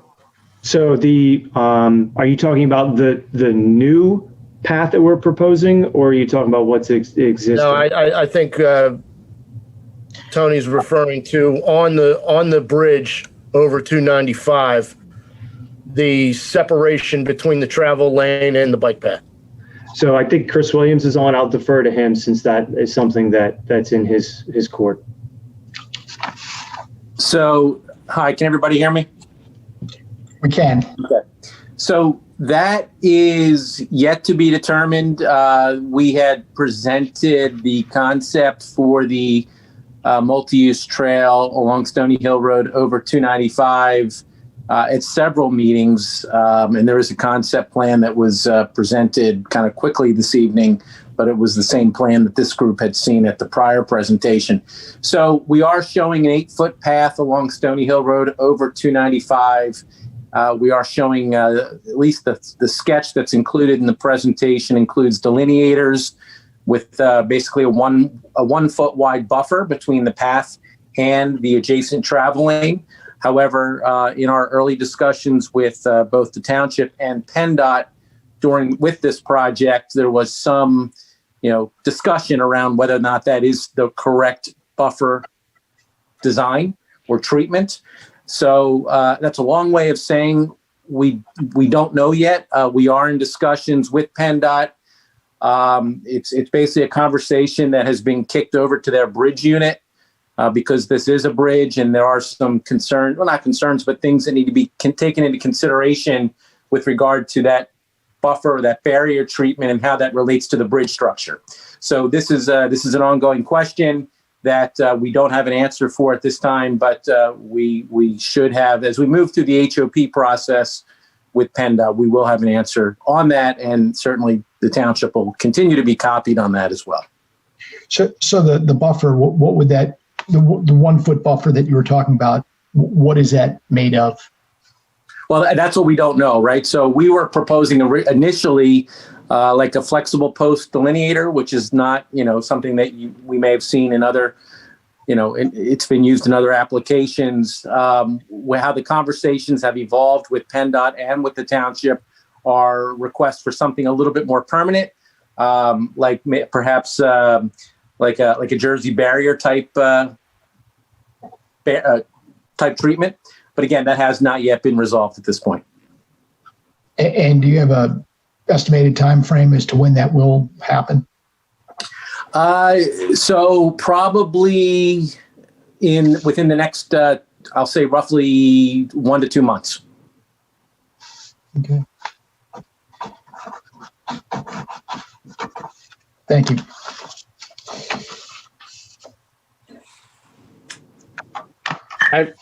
Can I ask a question?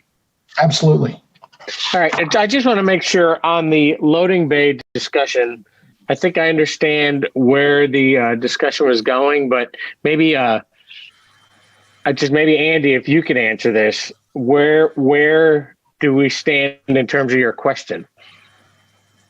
Is there what they described to you, is that satisfactory? Is there still work to be done?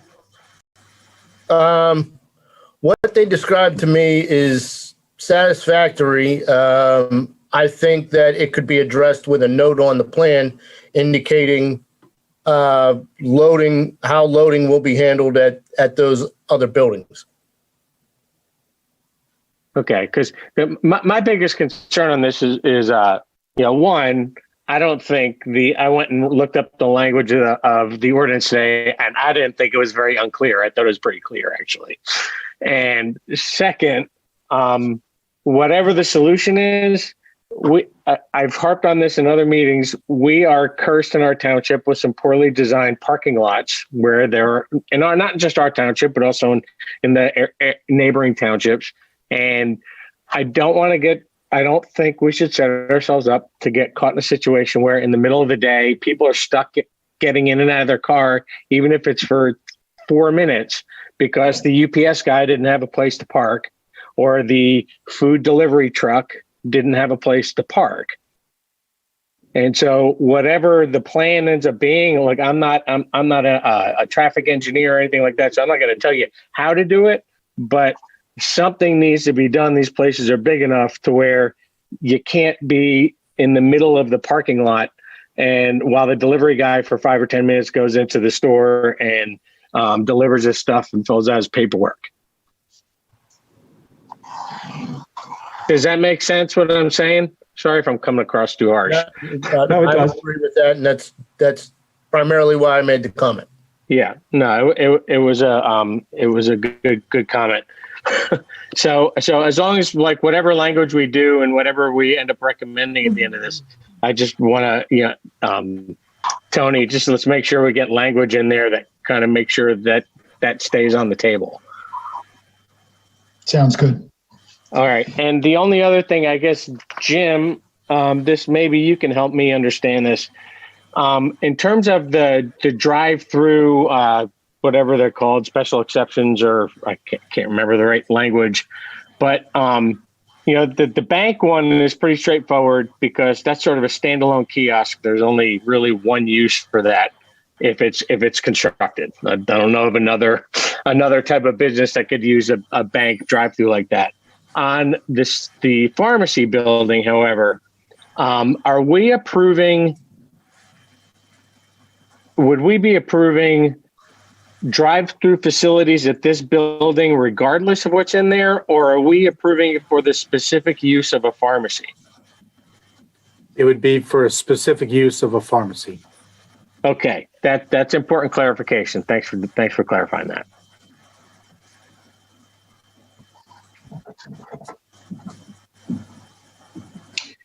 Other board members?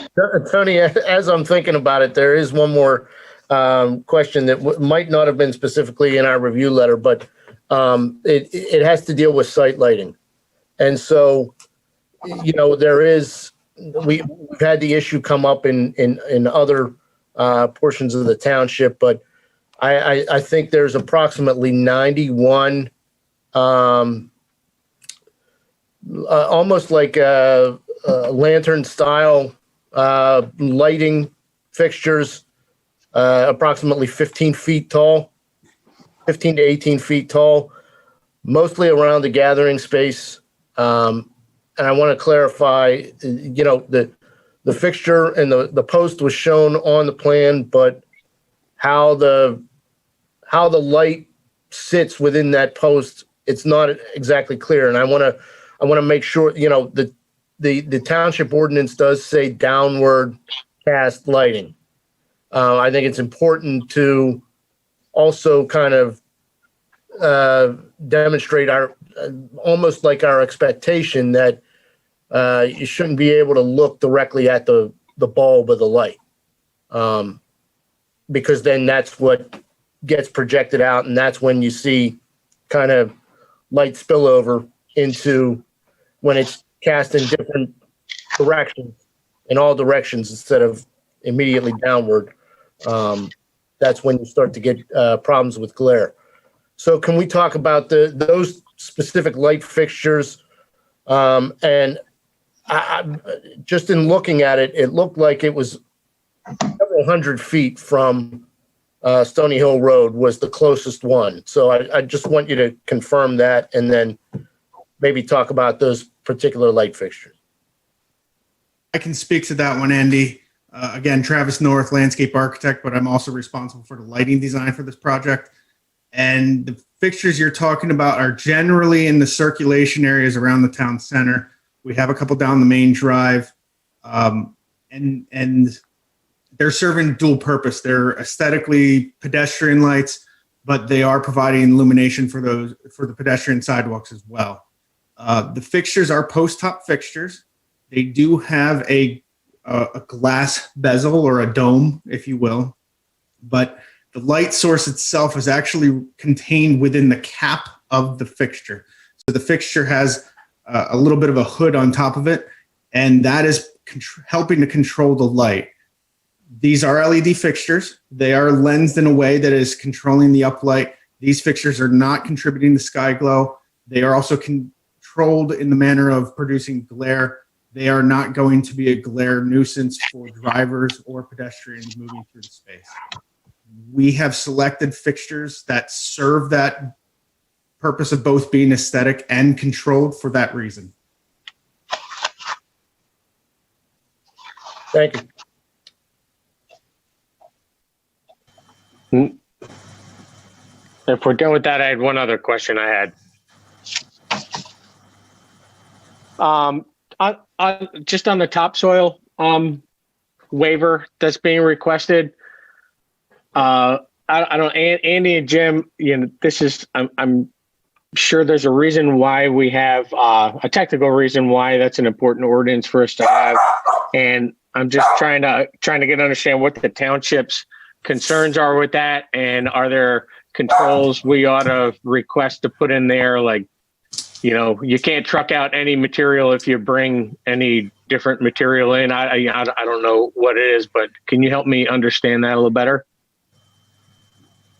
Back when that part of the ordinance was written, the concern was that, and primarily more for residential sites that have a lower impervious surface ratio, that the builders would take away the topsoil and sell it off, and then they wouldn't return as much topsoil back to the lawns, and people would have poor lawn and poor grass growth. Obviously, this site In a commercial one, it's a lot more difficult to keep your topsoil on site.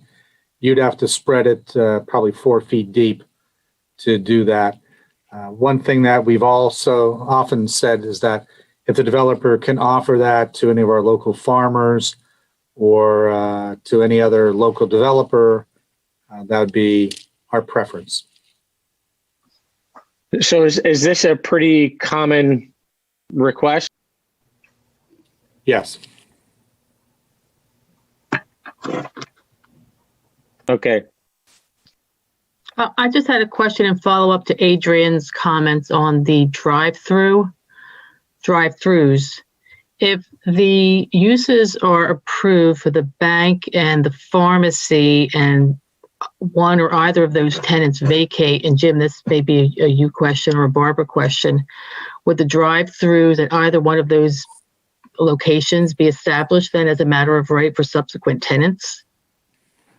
Only for the same use. So if it was another pharmacy, that would be fine. If it was another bank, that would be fine.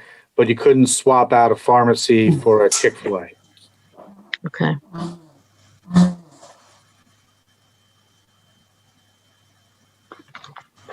So and Jim, to follow on that, so if Chick-fil-A, to use your example, came through and they wanted to lease that building, they would have to go to the township for approval to be able to use that, correct?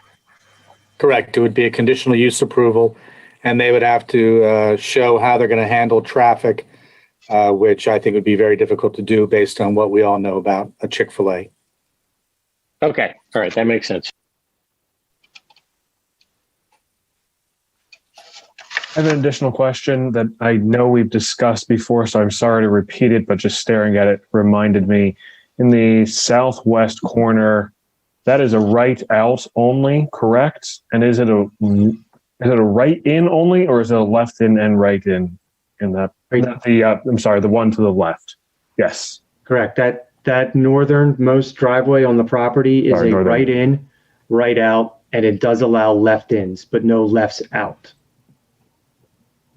It does allow left in. Okay. Right. You can go right in, you can go right out, or you can make a left in, but the left out maneuver is blocked.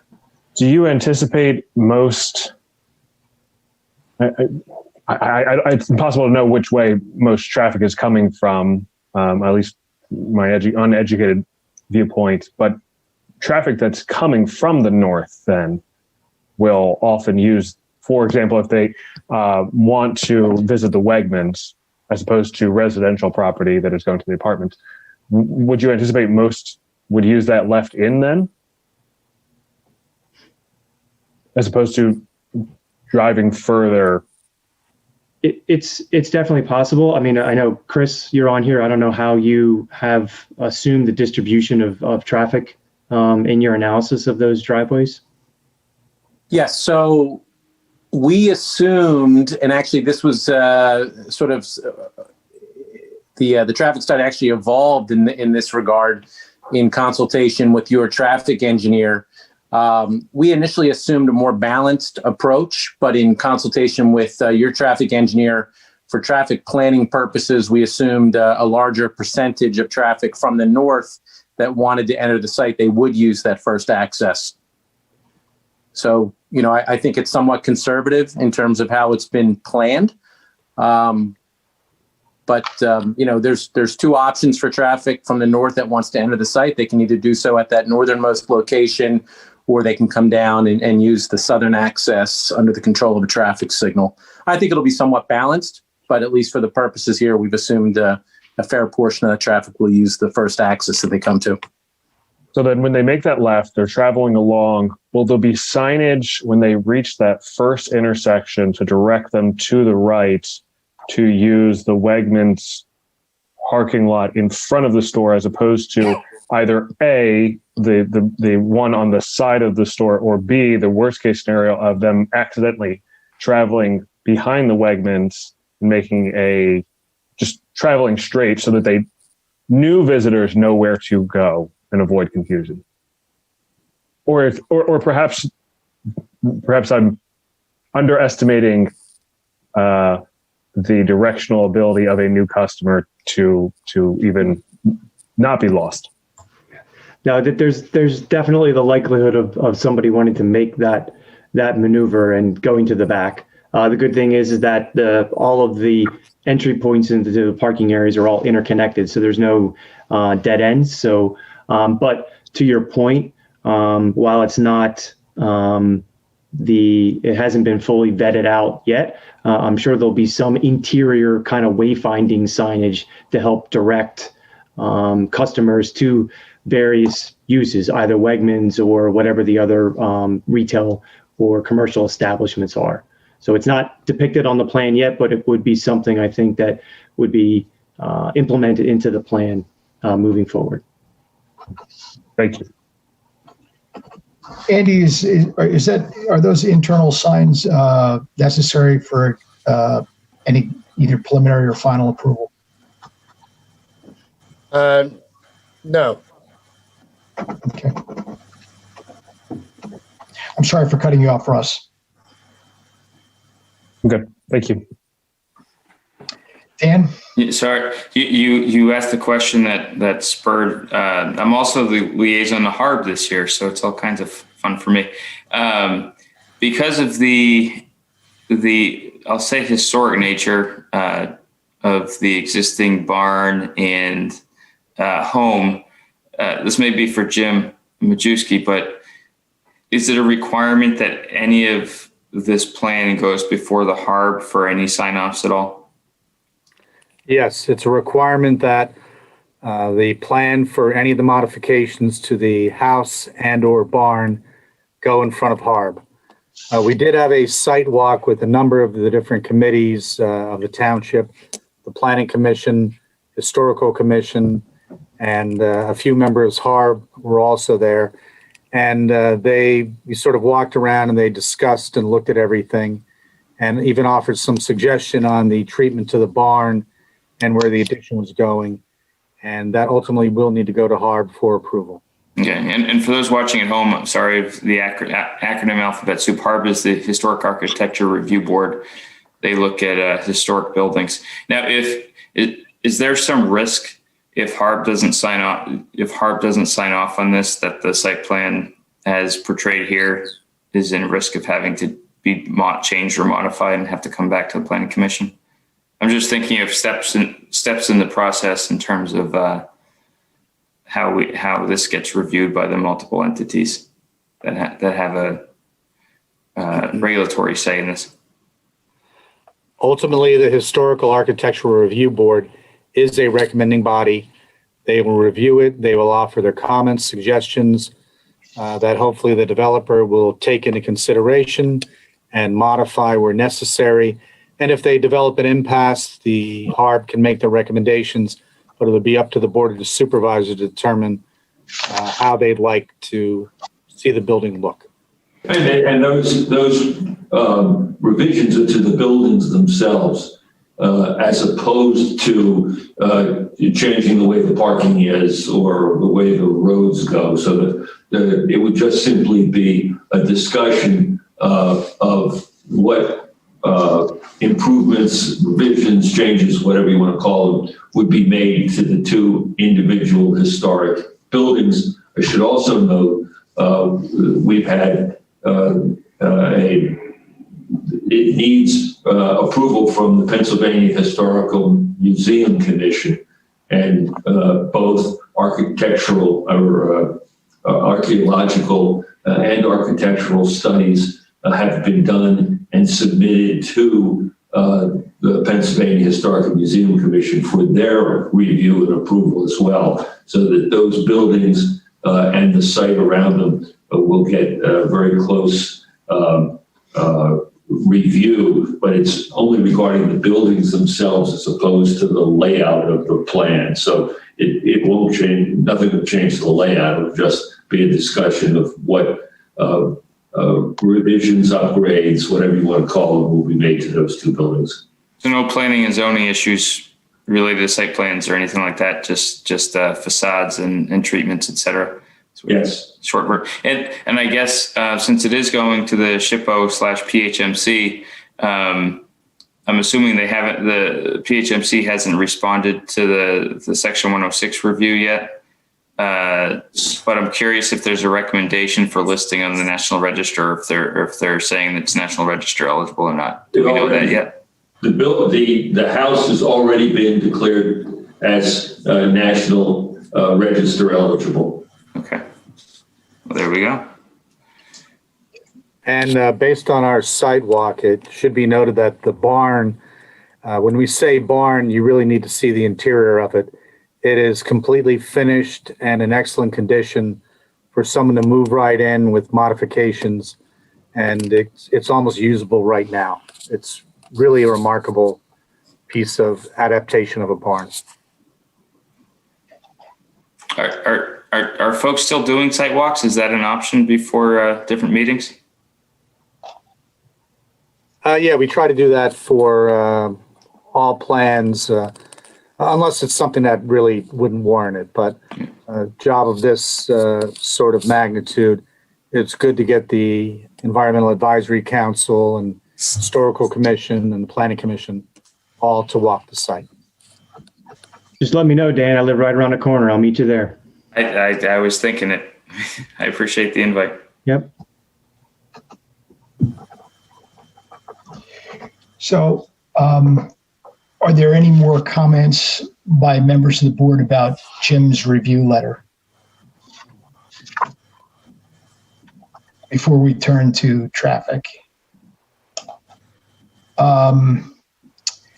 With regard to traffic, I understand that in our last meeting and maybe the one prior, we've been presented with some overview sketches of the off-site road improvements.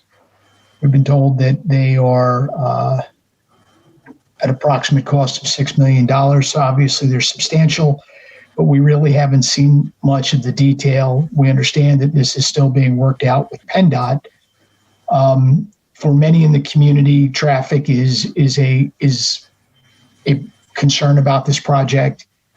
And I'm wondering what the applicant can tell us about developments since this issue was last discussed with this board.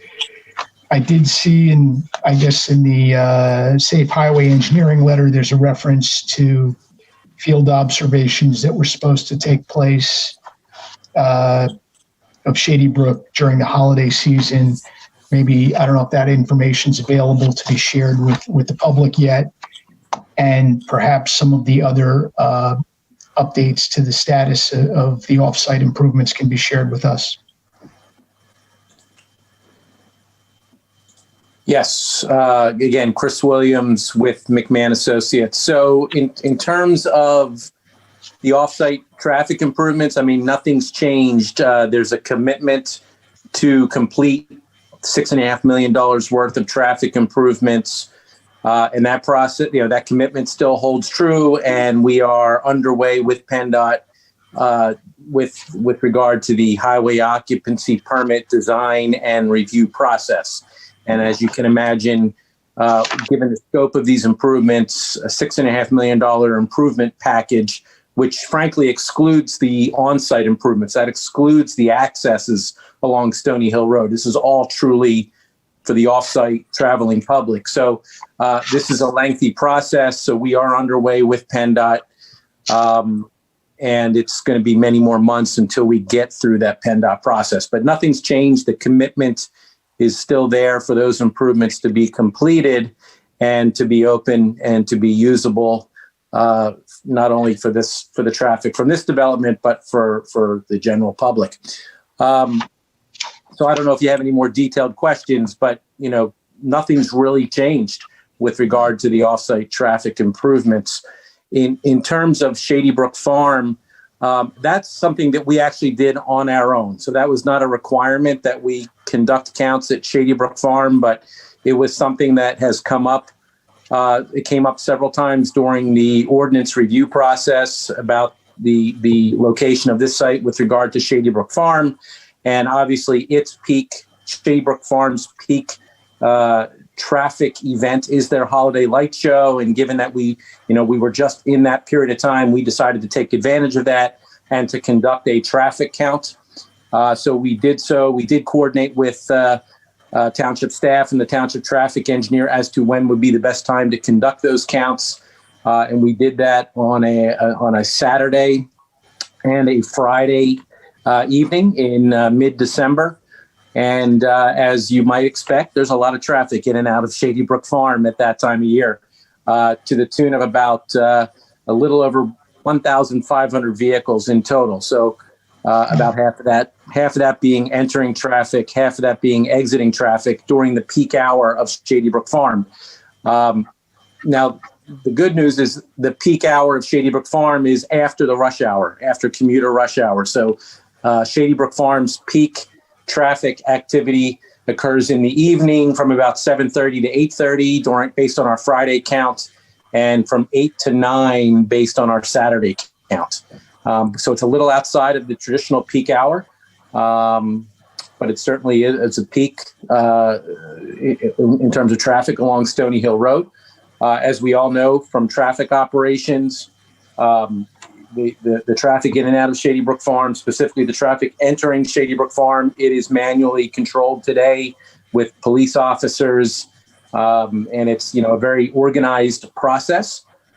We have received letters from the police department with regard to the design of the Shady Brook Road or the Stony Hill Road improvements with the access to Prickett Preserve as well as the access to Shady Brook Farm. The police have made a request for a left turn signal into Shady Brook Farm.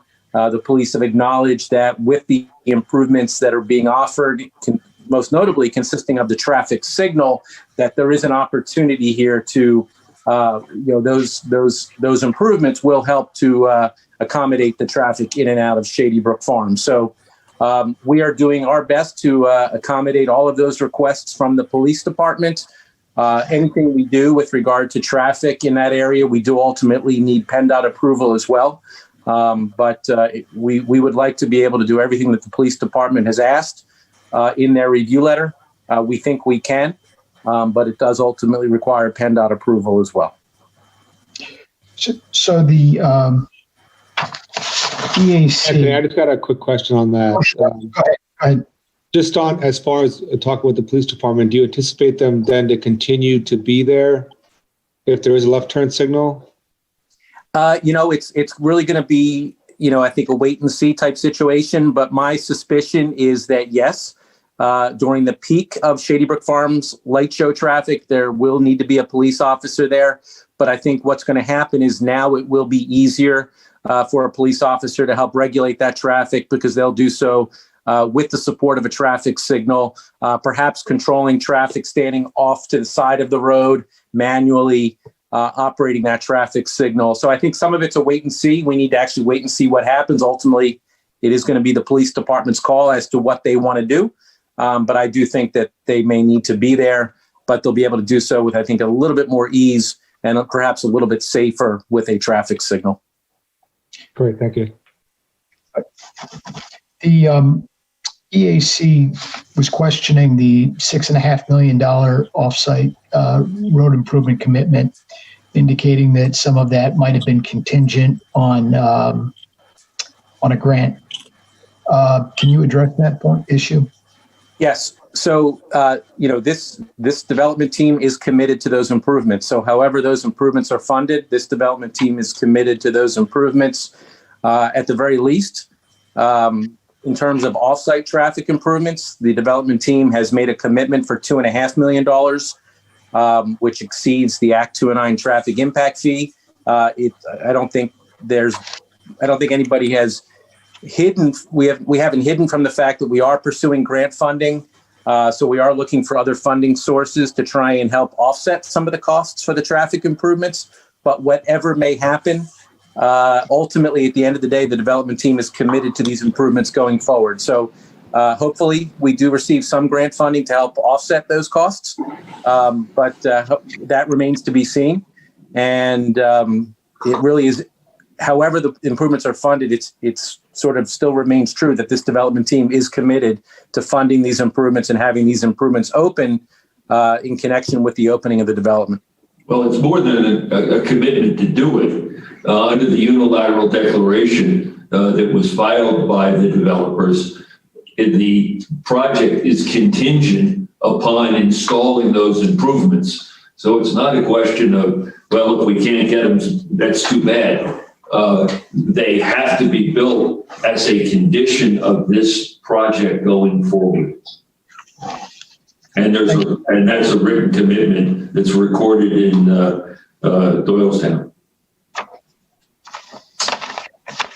So sticking with traffic for the moment, one of the key concerns off-site is what had formerly been the 95 South exit, which is now 295 West, recognizing that it's not a condition that was created by this applicant, that it was actually a condition that was worsened probably by PennDOT in the last couple of years. What can you share with the public in terms of a diagram? I know you've done this at an earlier meeting, but is there something you can put up on share as a document tonight to show members of the public what you're proposing to do at that site? So normally I would say yes, I could share something. I am having internet issues this evening, as luck would have it. So I'm actually connected on my cell phone. So I actually don't have access to that. I don't know if anybody else on the team does. I can describe what it is we're proposing to do. So today, exiting 295, we have a single lane coming off of that 295 westbound ramp. And it's a single lane that's it's a wide sweeping right turn movement for traffic that then wishes to merge into the Newtown bypass traffic heading west. So what's going to happen and so it's not uncommon today during pre-COVID conditions for the queue on that off ramp to back up and extend all the way down the ramp and perhaps back out onto the main line of 295.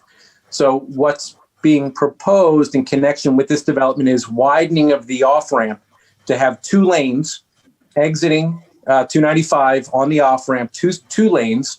Those lanes will be reconfigured so they're part of the traffic signal at the bottom of the ramp, and we'll have two right turn lanes then for traffic turning right onto the Newtown bypass. There we go. Bill's. There we go. Thank you, Bill. So what you see in orange is the area of widening and reconstruction. So that's the area where the off-ramp is being widened. And again, as I said, in the future, we will have two lanes for a distance of 500 feet on the off-ramp. And then that'll sweep and it'll T-intersect into the Newtown bypass and be a part of the traffic signal. And with these improvements, we can manage that queue and contain that queue on the ramp so it doesn't back up onto 295. Okay. Thank you, Bill.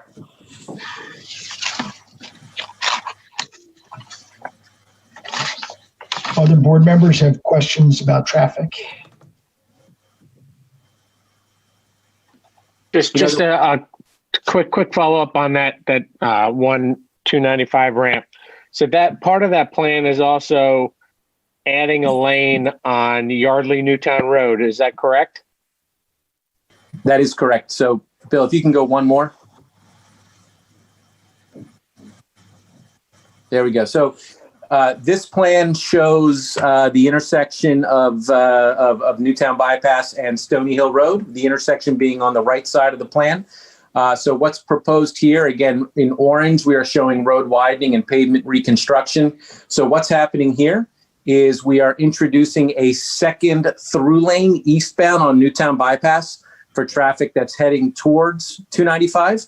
And then on the right edge of this slide, you'll see widening for a second left turn lane. So in the future, there will be two left turn lanes for westbound traffic that wishes to turn left to then continue south on Stony Hill Road.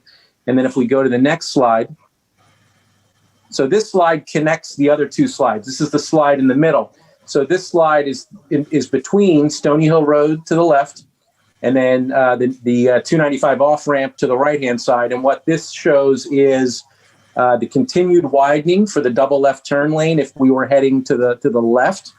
and then continued widening across the bottom of Newtown Bypass for a third eastbound through lane as you're heading east on Newtown Bypass, and then terminating at the 295 interchange.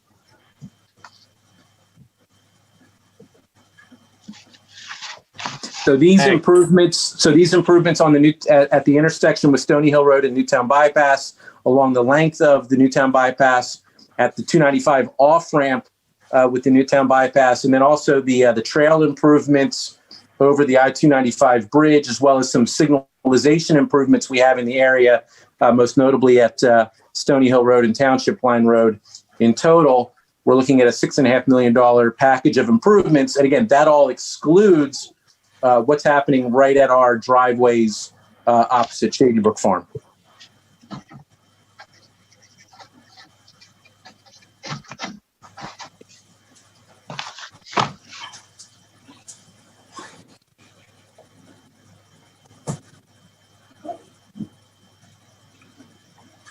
How long would something like that take to accomplish?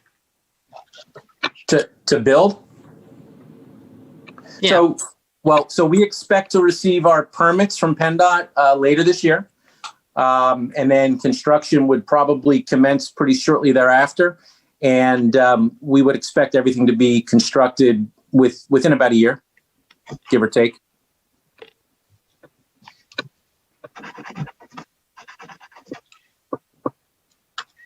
How does that timeline line up with the construction of this, of the on-site project? I think it lines up well, but I'll let somebody on the development team. This is Vince DeLuca again. So Chris is accurate. It's our expectation that we would receive the PennDOT approval and permits sometime later this year. With successful approval by Lower Makefield and all the other required permits, construction for the off-site improvements would be commensurate with our on-site work. They, operate in the same area, obviously, but two distinct construction projects. The off-site taking approximately a year, on-site taking approximately a year and a half or so before the Wegmans, which is the main building, would be occupied. It would probably some of the apartment units would be occupied prior to the off-sites being completed, but that detailed schedule hasn't been completed yet.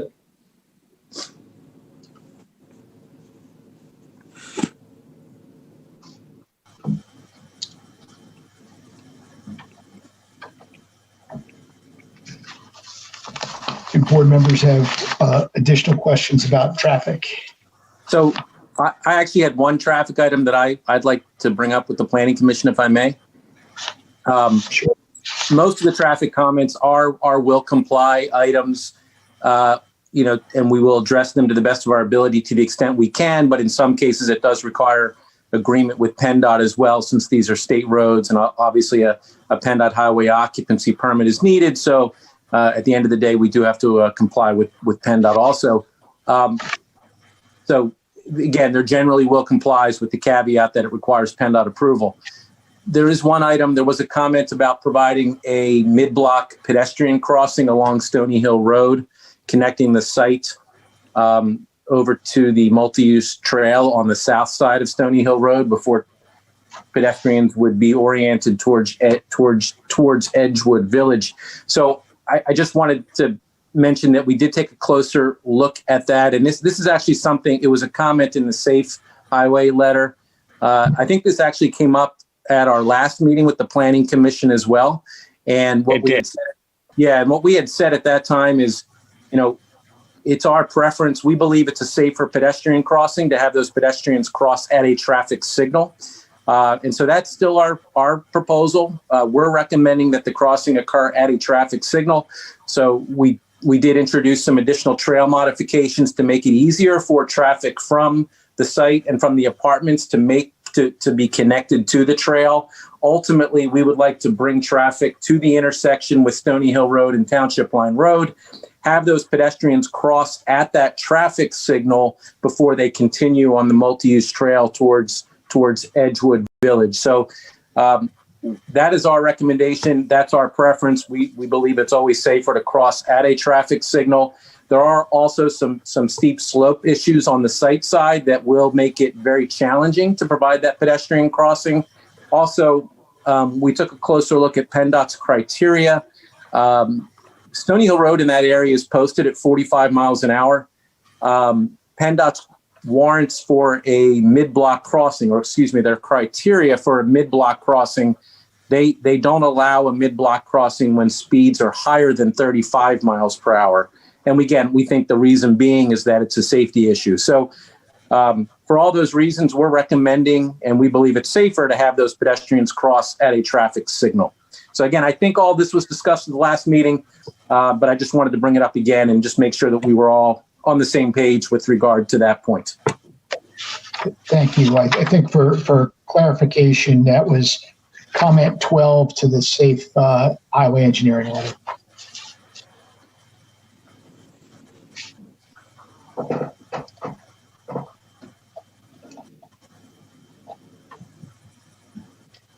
Any other traffic comments at this time? If hearing none, that would complete our presentation. As I said at the beginning, most of that I think Andy noted are technical requirements that have to be addressed. But I think in our discussion tonight with the Planning Commission, I should say, hit on all of the highlights. Of course, we'd love you to make a recommendation for approval of the conditional uses in the land development plan with regard to the waivers. I heard that you weren't particularly enamored with the tree replacement waiver, and if the recommendation is that you recommend that be denied, we understand your position. We'll try to convince the Board of Supervisors otherwise, but maybe we won't be able to, maybe we will. But we would appreciate the commission making a recommendation so that we can move forward. Thank you. Just before we move on, we've been talking about your estimated timeline before, and I do have one question about that.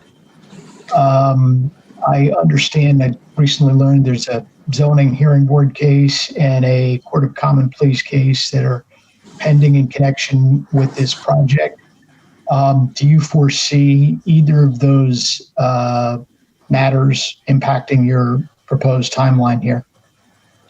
Well, with regard to the zoning hearing board matter, that's scheduled for its third hearing tomorrow night. We have moved to dismiss that case for lack of standing. We believe that there is a good chance that will occur because these are just not persons aggrieved. We have also filed what are called preliminary objections to the two Court of Common Pleas matters, again, asserting a lack of standing to bring the challenges that have been brought. We believe that we are at solid ground in that regard and are hopeful that both the zoning hearing board matter and the Court of Common Pleas matter will be dismissed for lack of standing. And if so, we would not expect it to impact our time schedule. Thank you.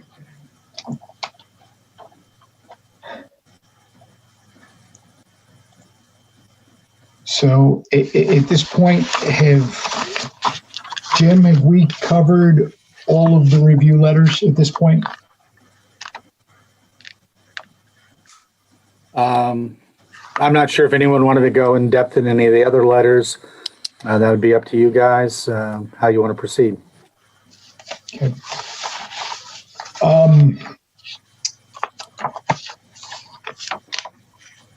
And the other letters, I think they were generally covered, meaning the EAC letter, the fire company letter, the police department letter, your letter, and the safe highway engineering letter. Those are the letters we're talking about tonight, right?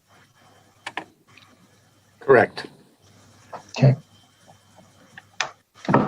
Members of the board, are there any, and the Bucks County Planning Commission letter as well? Yes. Members of the board, are there specific things that have not been addressed in these letters that you wish to address now?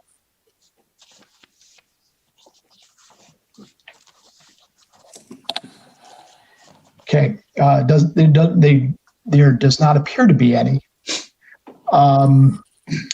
Before we go to public comment, we need to make a motion. Is that correct, Barbara?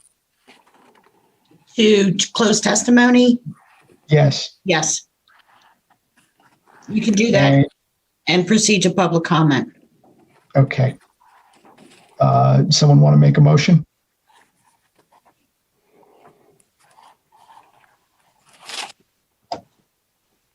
Motion to close public comment. I'm sorry. Motion to close discussion and move to public comment. Is there a second? I'll second. Okay. All in favor? Aye. Aye. Okay. We're going to now proceed to public comment. It's 10 o'clock. I think the board we've had a discussion about continuing public comment till 10:30. If there are people still on the phone that have not been heard at that point, we'll simply need to continue the meeting to continue this discussion to another meeting. How many people are in the queue right now? Oh, we have one person in the queue, and she's just been brought into the room. So whenever you're ready. Okay. There's only one person? That's correct. Okay. Well, that changes things. Could you please identify yourself? Lisa, please hit *6 to unmute yourself.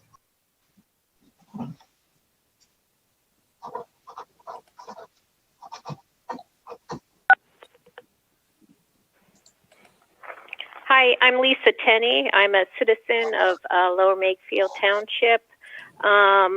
I thought that you had to stop meetings at 10 for public comment, but and I want to let you know everything is blurry, and this meeting was not well advertised as many.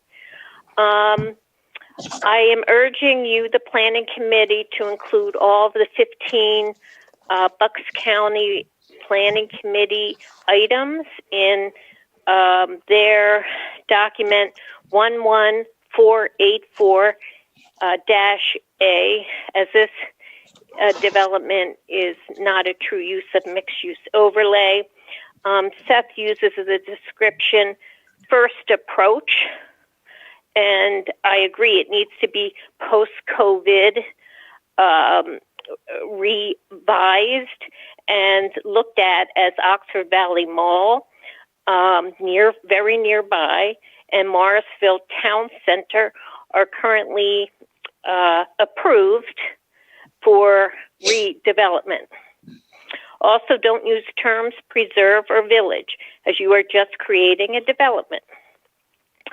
My concerns were stated in the August 31st, 2020 Board of Supervisors meeting on safety.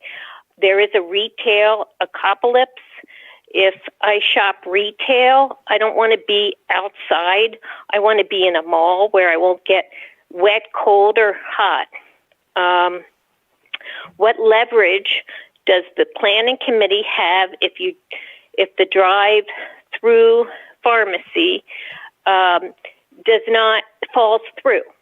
The Rite Aid pharmacy at ShopRite is currently going out of business, and you've got 2 Rite Aids and 1 CVS at Edgewood.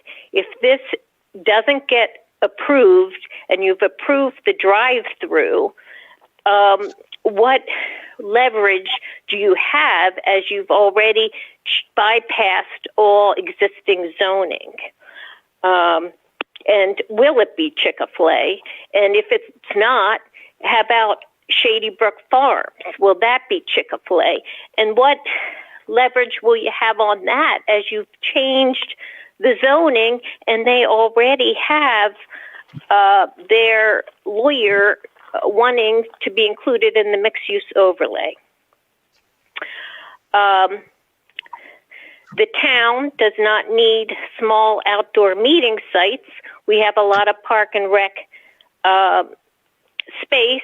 We do need money for operation of the golf course and the pool and expansion of programs, both needed for families and senior citizens. So will the developer be paying into this pot? Andy, if you're on there, explain to me how meadows and grass have a higher rate of runoff compared to impervious surface. You know, we're talking about 35 acres here. Most of it zoned over the compliance of impervious surface. How is that calculation made? Please explain in detail to me and the citizens. And if it can't be done in 20 minutes, you need to make another meeting.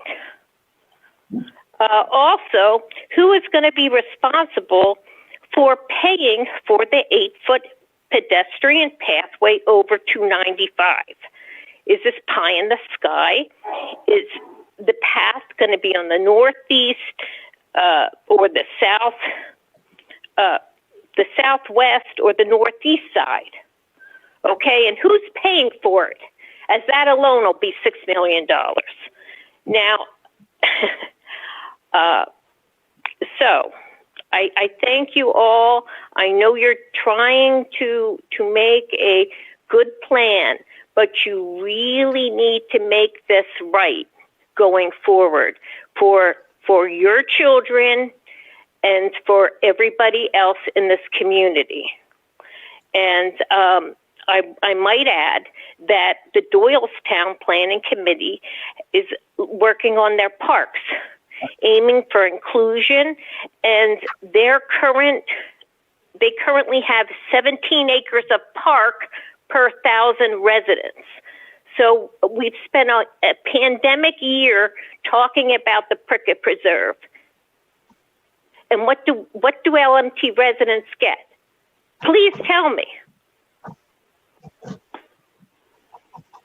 Oh, Andy, I want the impervious surface explanation, and I want to know who's paying for the overpass. And if a Chick-fil-A can go in to tell me, promise me that it's not going to go into the Shady Brook area or Prickett Preserve.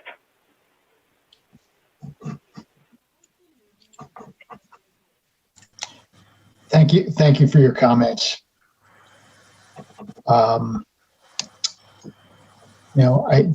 Just a point of clarification, I think the applicant has said that the pedestrian pathway over 295 would be paid for by them.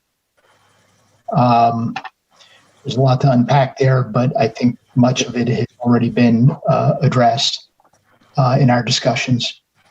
I agree. Any other callers at this point? No, that was the only one. Okay.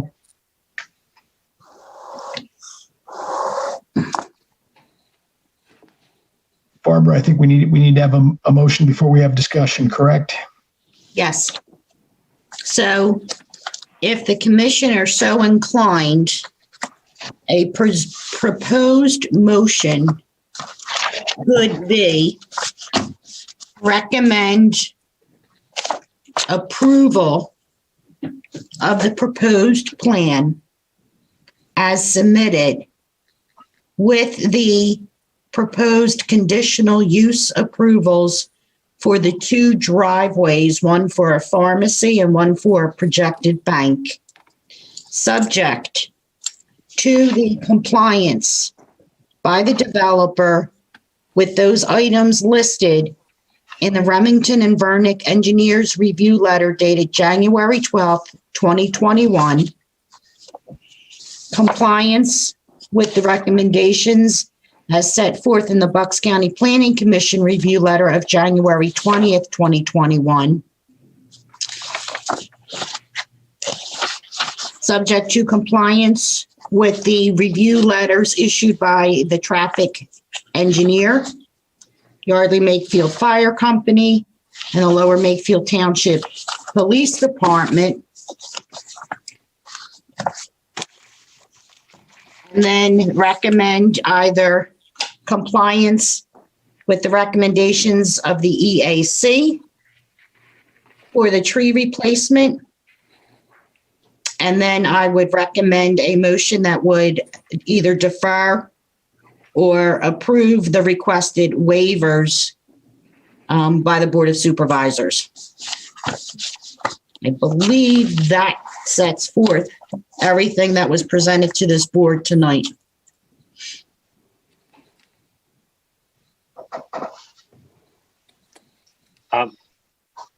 Should I make a comment now, or do I wait till we? Well, we need move on somebody to make the motion. What do we need? Is that the substance of the motion, or does anybody want to add to that? I think that's I think there needs to be some language about the loading berths for the 4 buildings in there. My recommendation would be somebody make the motion, have somebody second it, go to the discussion, and then there could be somebody that makes an amendment if that so chooses. Barbara?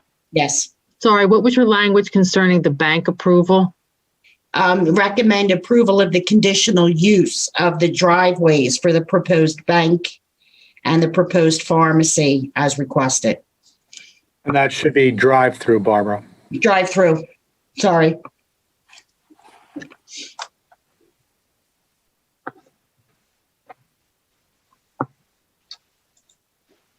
Does somebody want to make that motion? I'll make the motion to get it started. I'll second it. Okay, all in favor? Now call for discussion.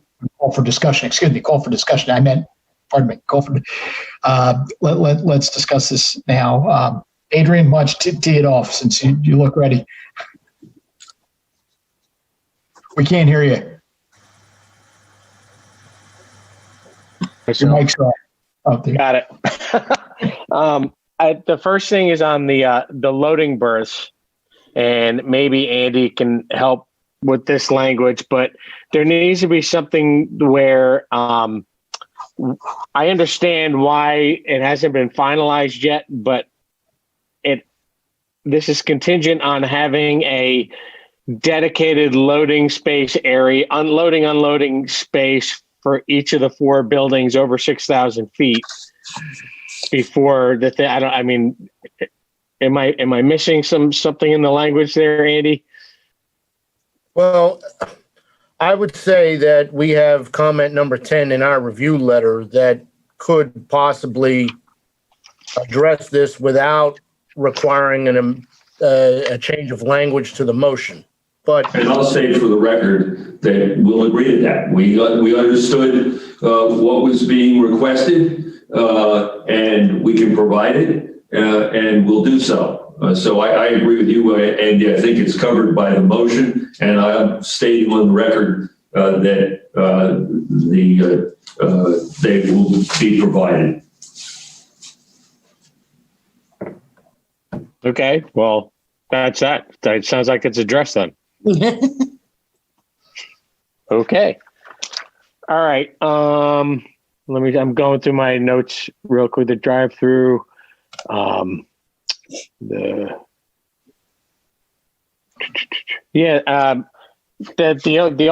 other question I have is the topsoil. It sounds like Andy and Jim are okay with the current approach that they're taking with that. And that there's going to be necessarily in this kind of development that some of the topsoil may have to be removed. I'm okay. Okay. So, and then the last thing is, which is the big one, is the tree ordinance. And I'm just going to go on record again and say, our tree ordinance is not some arcane obscure ordinance, developed 30 years ago by some bygone generation in Lower Makefield. It was implemented less than 5 years ago, and it was updated last year by the Board of Supervisors. And I take that as a very specific direction on what a developer should do if they can't or don't want to replace all the trees they need to take out over the specific caliper. And so to me, obviously the board, and I think the guys said it before, they can petition the Board of Supervisors, and that's totally appropriate. But as far as the Planning Commission is concerned, I think we do not accept that request. All right, I echo those thoughts, Adrian, and I also think that Supervisor Grenier's suggestion of a third option of planting trees in another location in the township that would satisfy it should be considered as well as a viable option. But I agree with you, Adrian. Yeah. Yes, agreed. Yep. I agree too. Yep. I think If I may add one thing, Barbara's suggested motion did reference the EAC's comment regarding the tree waiver, which their recommendation was that it be denied, as you had all sort of agreed with. Yeah. But perhaps we should amend it to not only deny it, but refer to the other alternatives as well. Excellent. So I guess I'm probably being difficult on this. In my mind, it's pretty simple. From our perspective, we've been given in the last 5 years, recently, by the Board of Supervisors, direction and a specific solution to a problem with not wanting to replace trees. And so right now, I don't think with a ordinance that was just updated last year, so thought about by the current board, they put this in place. I think they've already given us direction what they want to do. Now, if they want to rethink their decision on what the township rule is, that's totally within their purview. And I, that's the job that they're supposed to do. That's the job that they're elected to do. And they've been pretty clear over the last 5 years what we're supposed to do in Lower Makefield if a developer can't plant the trees that are dictated to them by ordinance. So they already have their out. And if that's too much, if that's too much money or it's too onerous or whatever, that's not our purview to say. If the Board of Supervisors wants to say, you're right, this is a special case, and our ordinance that we just passed might be too onerous in this case, that's for them to say. But I'm not going to sit there and them tell me a year ago how much a tree is worth to the township and then tell them they're wrong. So I would reject it outright.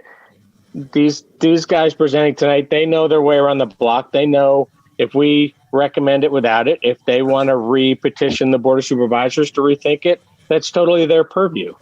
You've convinced me, Adrian. Yeah.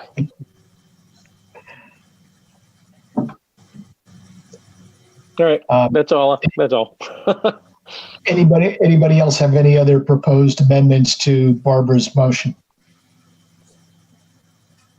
So, Mr. Bush, I do have one question.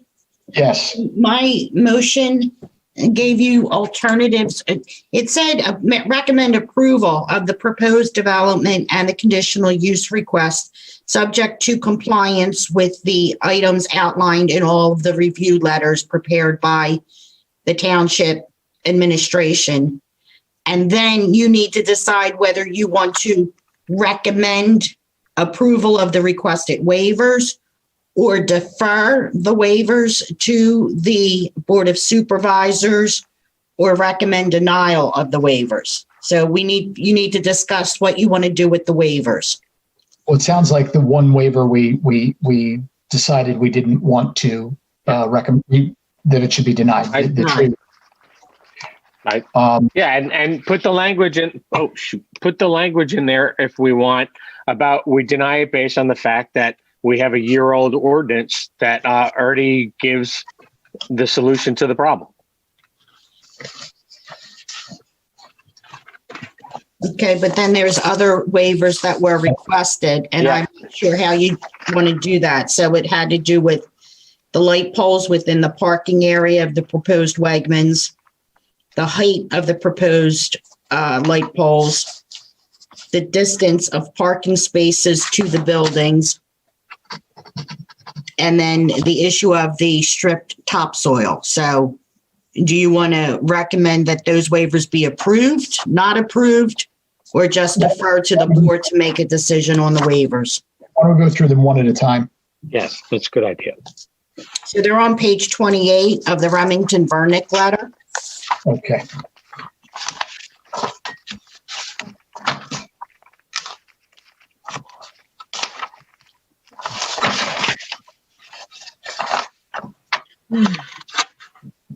There we go.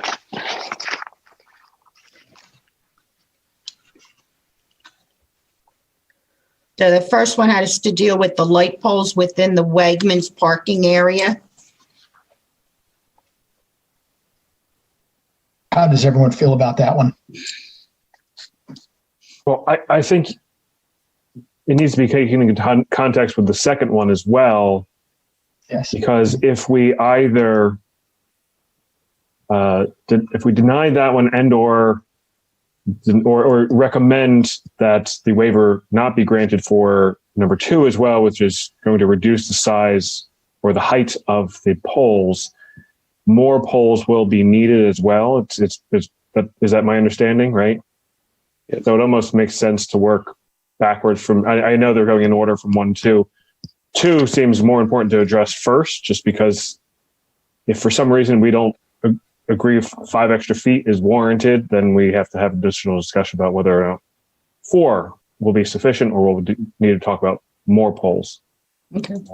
But correct me if I'm wrong in that.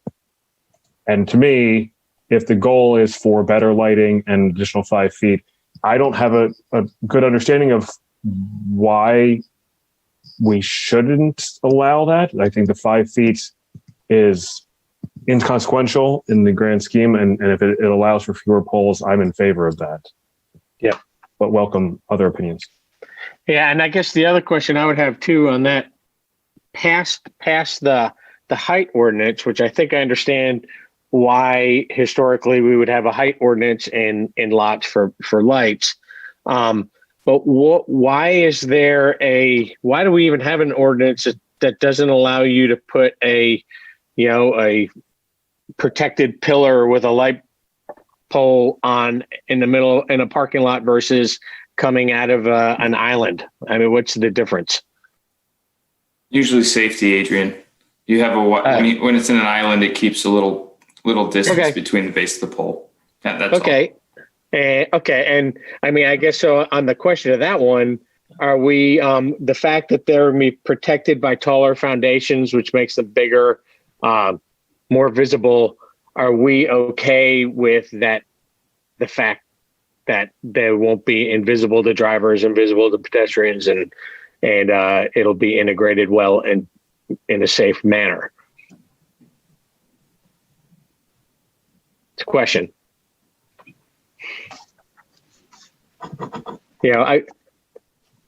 On both of these questions, I kind of,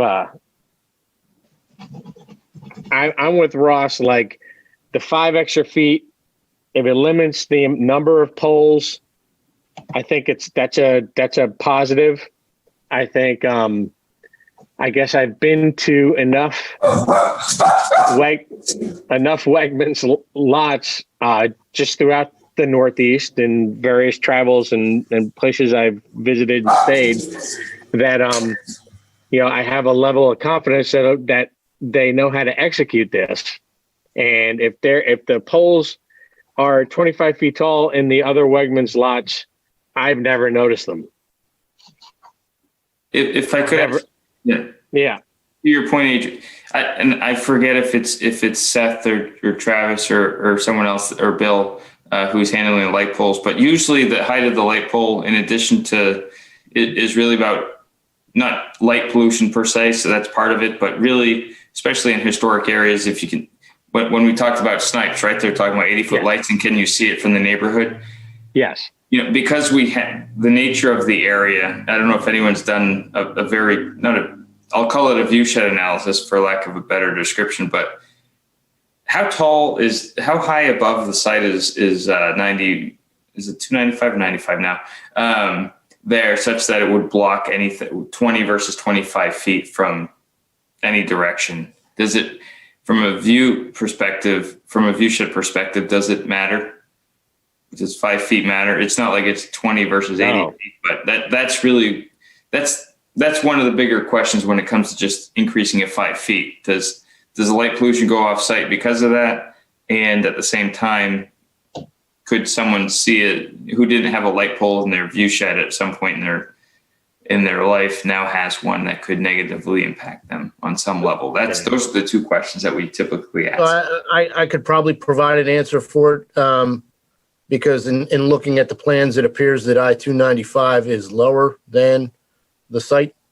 But the existing trees that are to remain, I believe, are well in excess of 25 feet, especially along the I-295 section of the development. Yeah. Thanks, Andy. I would think that they're more in lines with 40 feet. Yep. And I guess are the developer guys still on or no? Mm-hmm. Hey, developer guys here. Sorry, I can't remember. I can't remember my mother's name. I guess the 25-foot lights, are they essentially like you were trying to describe with just the lantern lights? Are they sort of dark sky friendly? No direct sort of eyeball access to the bulbs? They are downward projecting lights similar to what you would see over at the artist's development. I can only remember what other lights over there. Over at the artist. Andy, how do they compare to like Caddis, since those have been the lights we've all been hearing about of late? So the Caddis light fixtures that are over on the western side of that are over on the western side of the development. Basically, I don't want to call it a cobra head, but it's almost like a viper style fixture where there's a single pole, and then the fixture comes out at a 90-degree angle and then is focused downwards. That's pretty much the light fixture for the parking lot areas. And like I said before, the pedestrian areas have more of the lantern style post top fixtures. But these 25-foot fixtures are the ones that are Viper style, where they're pointed downward.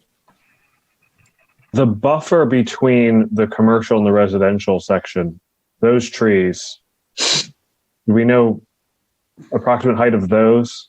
Oh, they're pretty tall. Correct. They're very, very similar in height to the trees along 95. They they're a little bit smaller, closer to Stony Hill, and they kind of gradually get taller as you get closer to 295. Because the biggest impact to any residential individual is going to be in those apartment buildings that are on the residential side of this development. But if that buffer is sufficient, that should block that. And if it's sufficient in height, it should also obscure it as well. So I'm not concerned. I'm not concerned. And just for a frame of reference, there is one parking lot pole in the lower Makefield Shopping Center where Giant is. That is a standalone pole without an island around it. That's protected with concrete going up about 3 feet. So probably no one's ever noticed it. Yeah.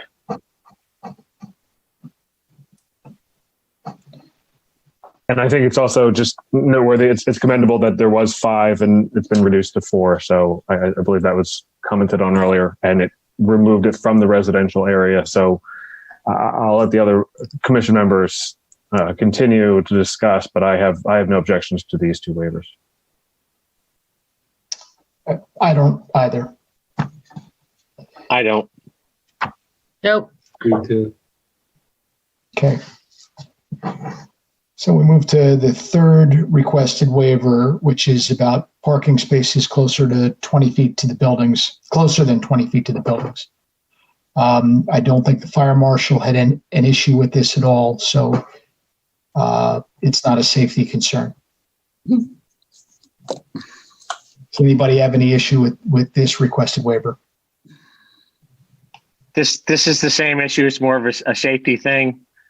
Enough room around the buildings for people to exit and enter. Is that the reasoning for it? The requirement? That's a good question. The fire marshal said it's not a safety concern for him, but if that may be that's probably the basis for the ordinance. Oh. Can someone remind me where, in particular, these spaces are within this distance? Ones we're specifically referring to. Andy, if you could help us out here. I think it's all of them around the buildings. What there was. Not all. It's the area. There are spaces adjacent to building 7, which is the pharmacy at the front, that are closer, that are about 8 feet. And then around buildings 4, 5, and 6, you have separation distances of about, at the minimum, I think around 15 feet. And then closer to building 2 in the front, you have some parallel parking spaces that get within about 10 feet of that building. All other locations either have 20 feet or more. On the side of Wegmans as well, there would be some spaces that are. That's correct. Yes, adjacent to where the cafe side is. That's correct. None of it occurs in the residential. I would add that the applicant has also stated that a reduction in the parking space offset to the buildings would impact the open space within. That was my interpretation of it. They minimize that space so they could maximize this space in the center where we have the grass and the trees and the pavers. Correct? That's my understanding as well. That's correct. We tried to come up with a compromise between the space adjacent to the buildings and this usable space for the public. I can confirm that. Bill, where'd you end up? And I apologize, you've probably talked about this a few times. Where'd you end up with parking space size? Is it 19 by 9? The parking fields are all designed at 9 by 18 and 25-foot drive aisles. Okay, thanks. So is it the commission's decision that they want to recommend approval of item number 3 regarding parking spaces closer than 20 feet to the buildings? Can I just ask one quick question? With regards to the spaces that are closest to Wegmans on the side, in the police report or review, I should say, there was a mention of the bollards near the cafe. I don't think, if I'm looking at that correctly, the recommendation there had anything to do with those parking spots. It was all because of the traffic, the through traffic. So right. Am I reading that correctly, or at least looking at that correctly, that these two issues are not overlapping? Yeah, I would agree with that because it appears that it's more concerned about designating a handicap parking spot along a storefront. Yeah. I agree with you, Ross. Okay, then I'm good. And then the commission has already decided that there's no issue with recommending the waiver regarding the strip topsoil. So, Mr. Costello, will you amend your motion to specify that this commission is recommending approval of the requested waivers as listed as items 1, 2, and 3, and 4. I'm sorry, 1, 2, 3, and 5 on pages 28 through 29 of the Remington-Vernick review letter. And then the commission is recommending denial of the waiver listed as item number 4 regarding fewer replacement trees than otherwise provided by the ordinance. So moved. And I guess Second. somebody second. I'll second it. Okay, Mr. Bush, I think now we're ready to call the vote. One other issue. Uh-oh. I recognize that the traffic issues are going to, off-site traffic improvement issues are not going to be resolved before this plan moves forward, and they need to move basically on separate tracks. And obviously whatever off-site improvements are done are conditioned on approval from PennDOT as well as approval from the municipal traffic engineer and the Board of Supervisors. But I think I'd like to include in the motion that we pay particular attention to safety, public safety for the proposed crossway, pedestrian or bicycle or pathway going across 295 South. Just that,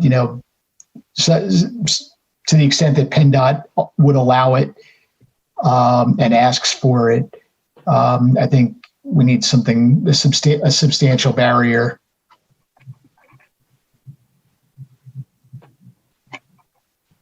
The road gets pretty narrow there. Yep.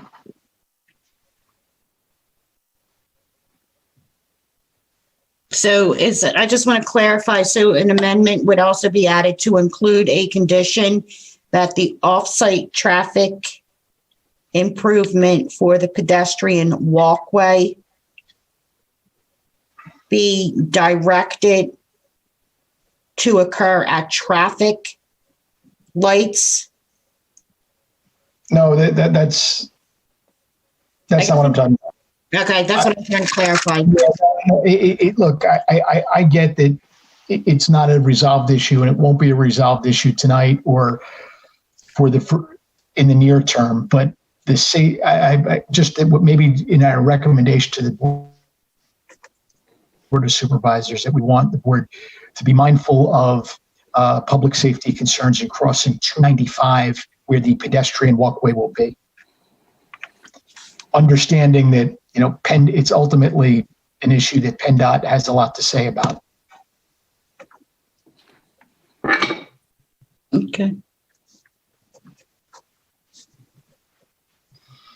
And I just want to make sure this commission understands that when Mr. Harris was saying about the declaration of restrictions, that is an enforceable document that the township can force the developer to proceed with the off-site traffic improvements as directed by the township, obviously subject to cooperation. So I don't think that in and of itself is going to be an issue for the Board of Supervisors to continue to monitor how those off-site traffic improvements are being constructed. Okay. So with that second amendment by Mr. Bush, is that approved by you, Mr. Costello? Yeah, I did that language. That language is fine.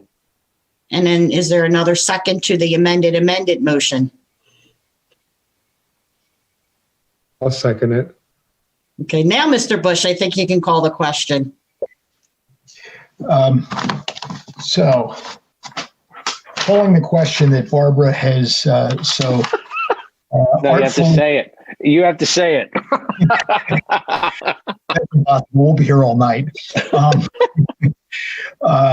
Calling the question that Barbara has so carefully crafted for us and that has been amended twice. All in favor? Aye. Aye. It looks like there are none in opposition, and the motion has passed. Thank you very much. We appreciate all the attention that you've paid to this, especially the close attention you paid to the waivers. You're quite welcome. No, but we really appreciate that you hung in there. It's 10:45. I know that's past all of our bedtime, and we very much appreciate the attention you paid to this, and we appreciate the fact that you've allowed this to move forward. Thank you. Right. Thank you. Thank you very much. No problem. Have a nice day. Good luck moving forward. Thank you. Great. Thank Thank you. Have a good evening, everybody. Thank you. Good night. So at this point, it looks like we have no other business since we dealt with other business already, unless anybody else has any additional other business. I'll say thanks for welcoming me to the team. I appreciate it. And good job tonight. Valuable input. Thank you. Thanks for your participation. Your questions helped us out a lot. So is there a motion to adjourn the meeting? I'll move to adjourn. Second. Second. All in favor? Aye. Aye. We're all adjourned. All right. Have a good night, everybody. Good night. Good job. You too.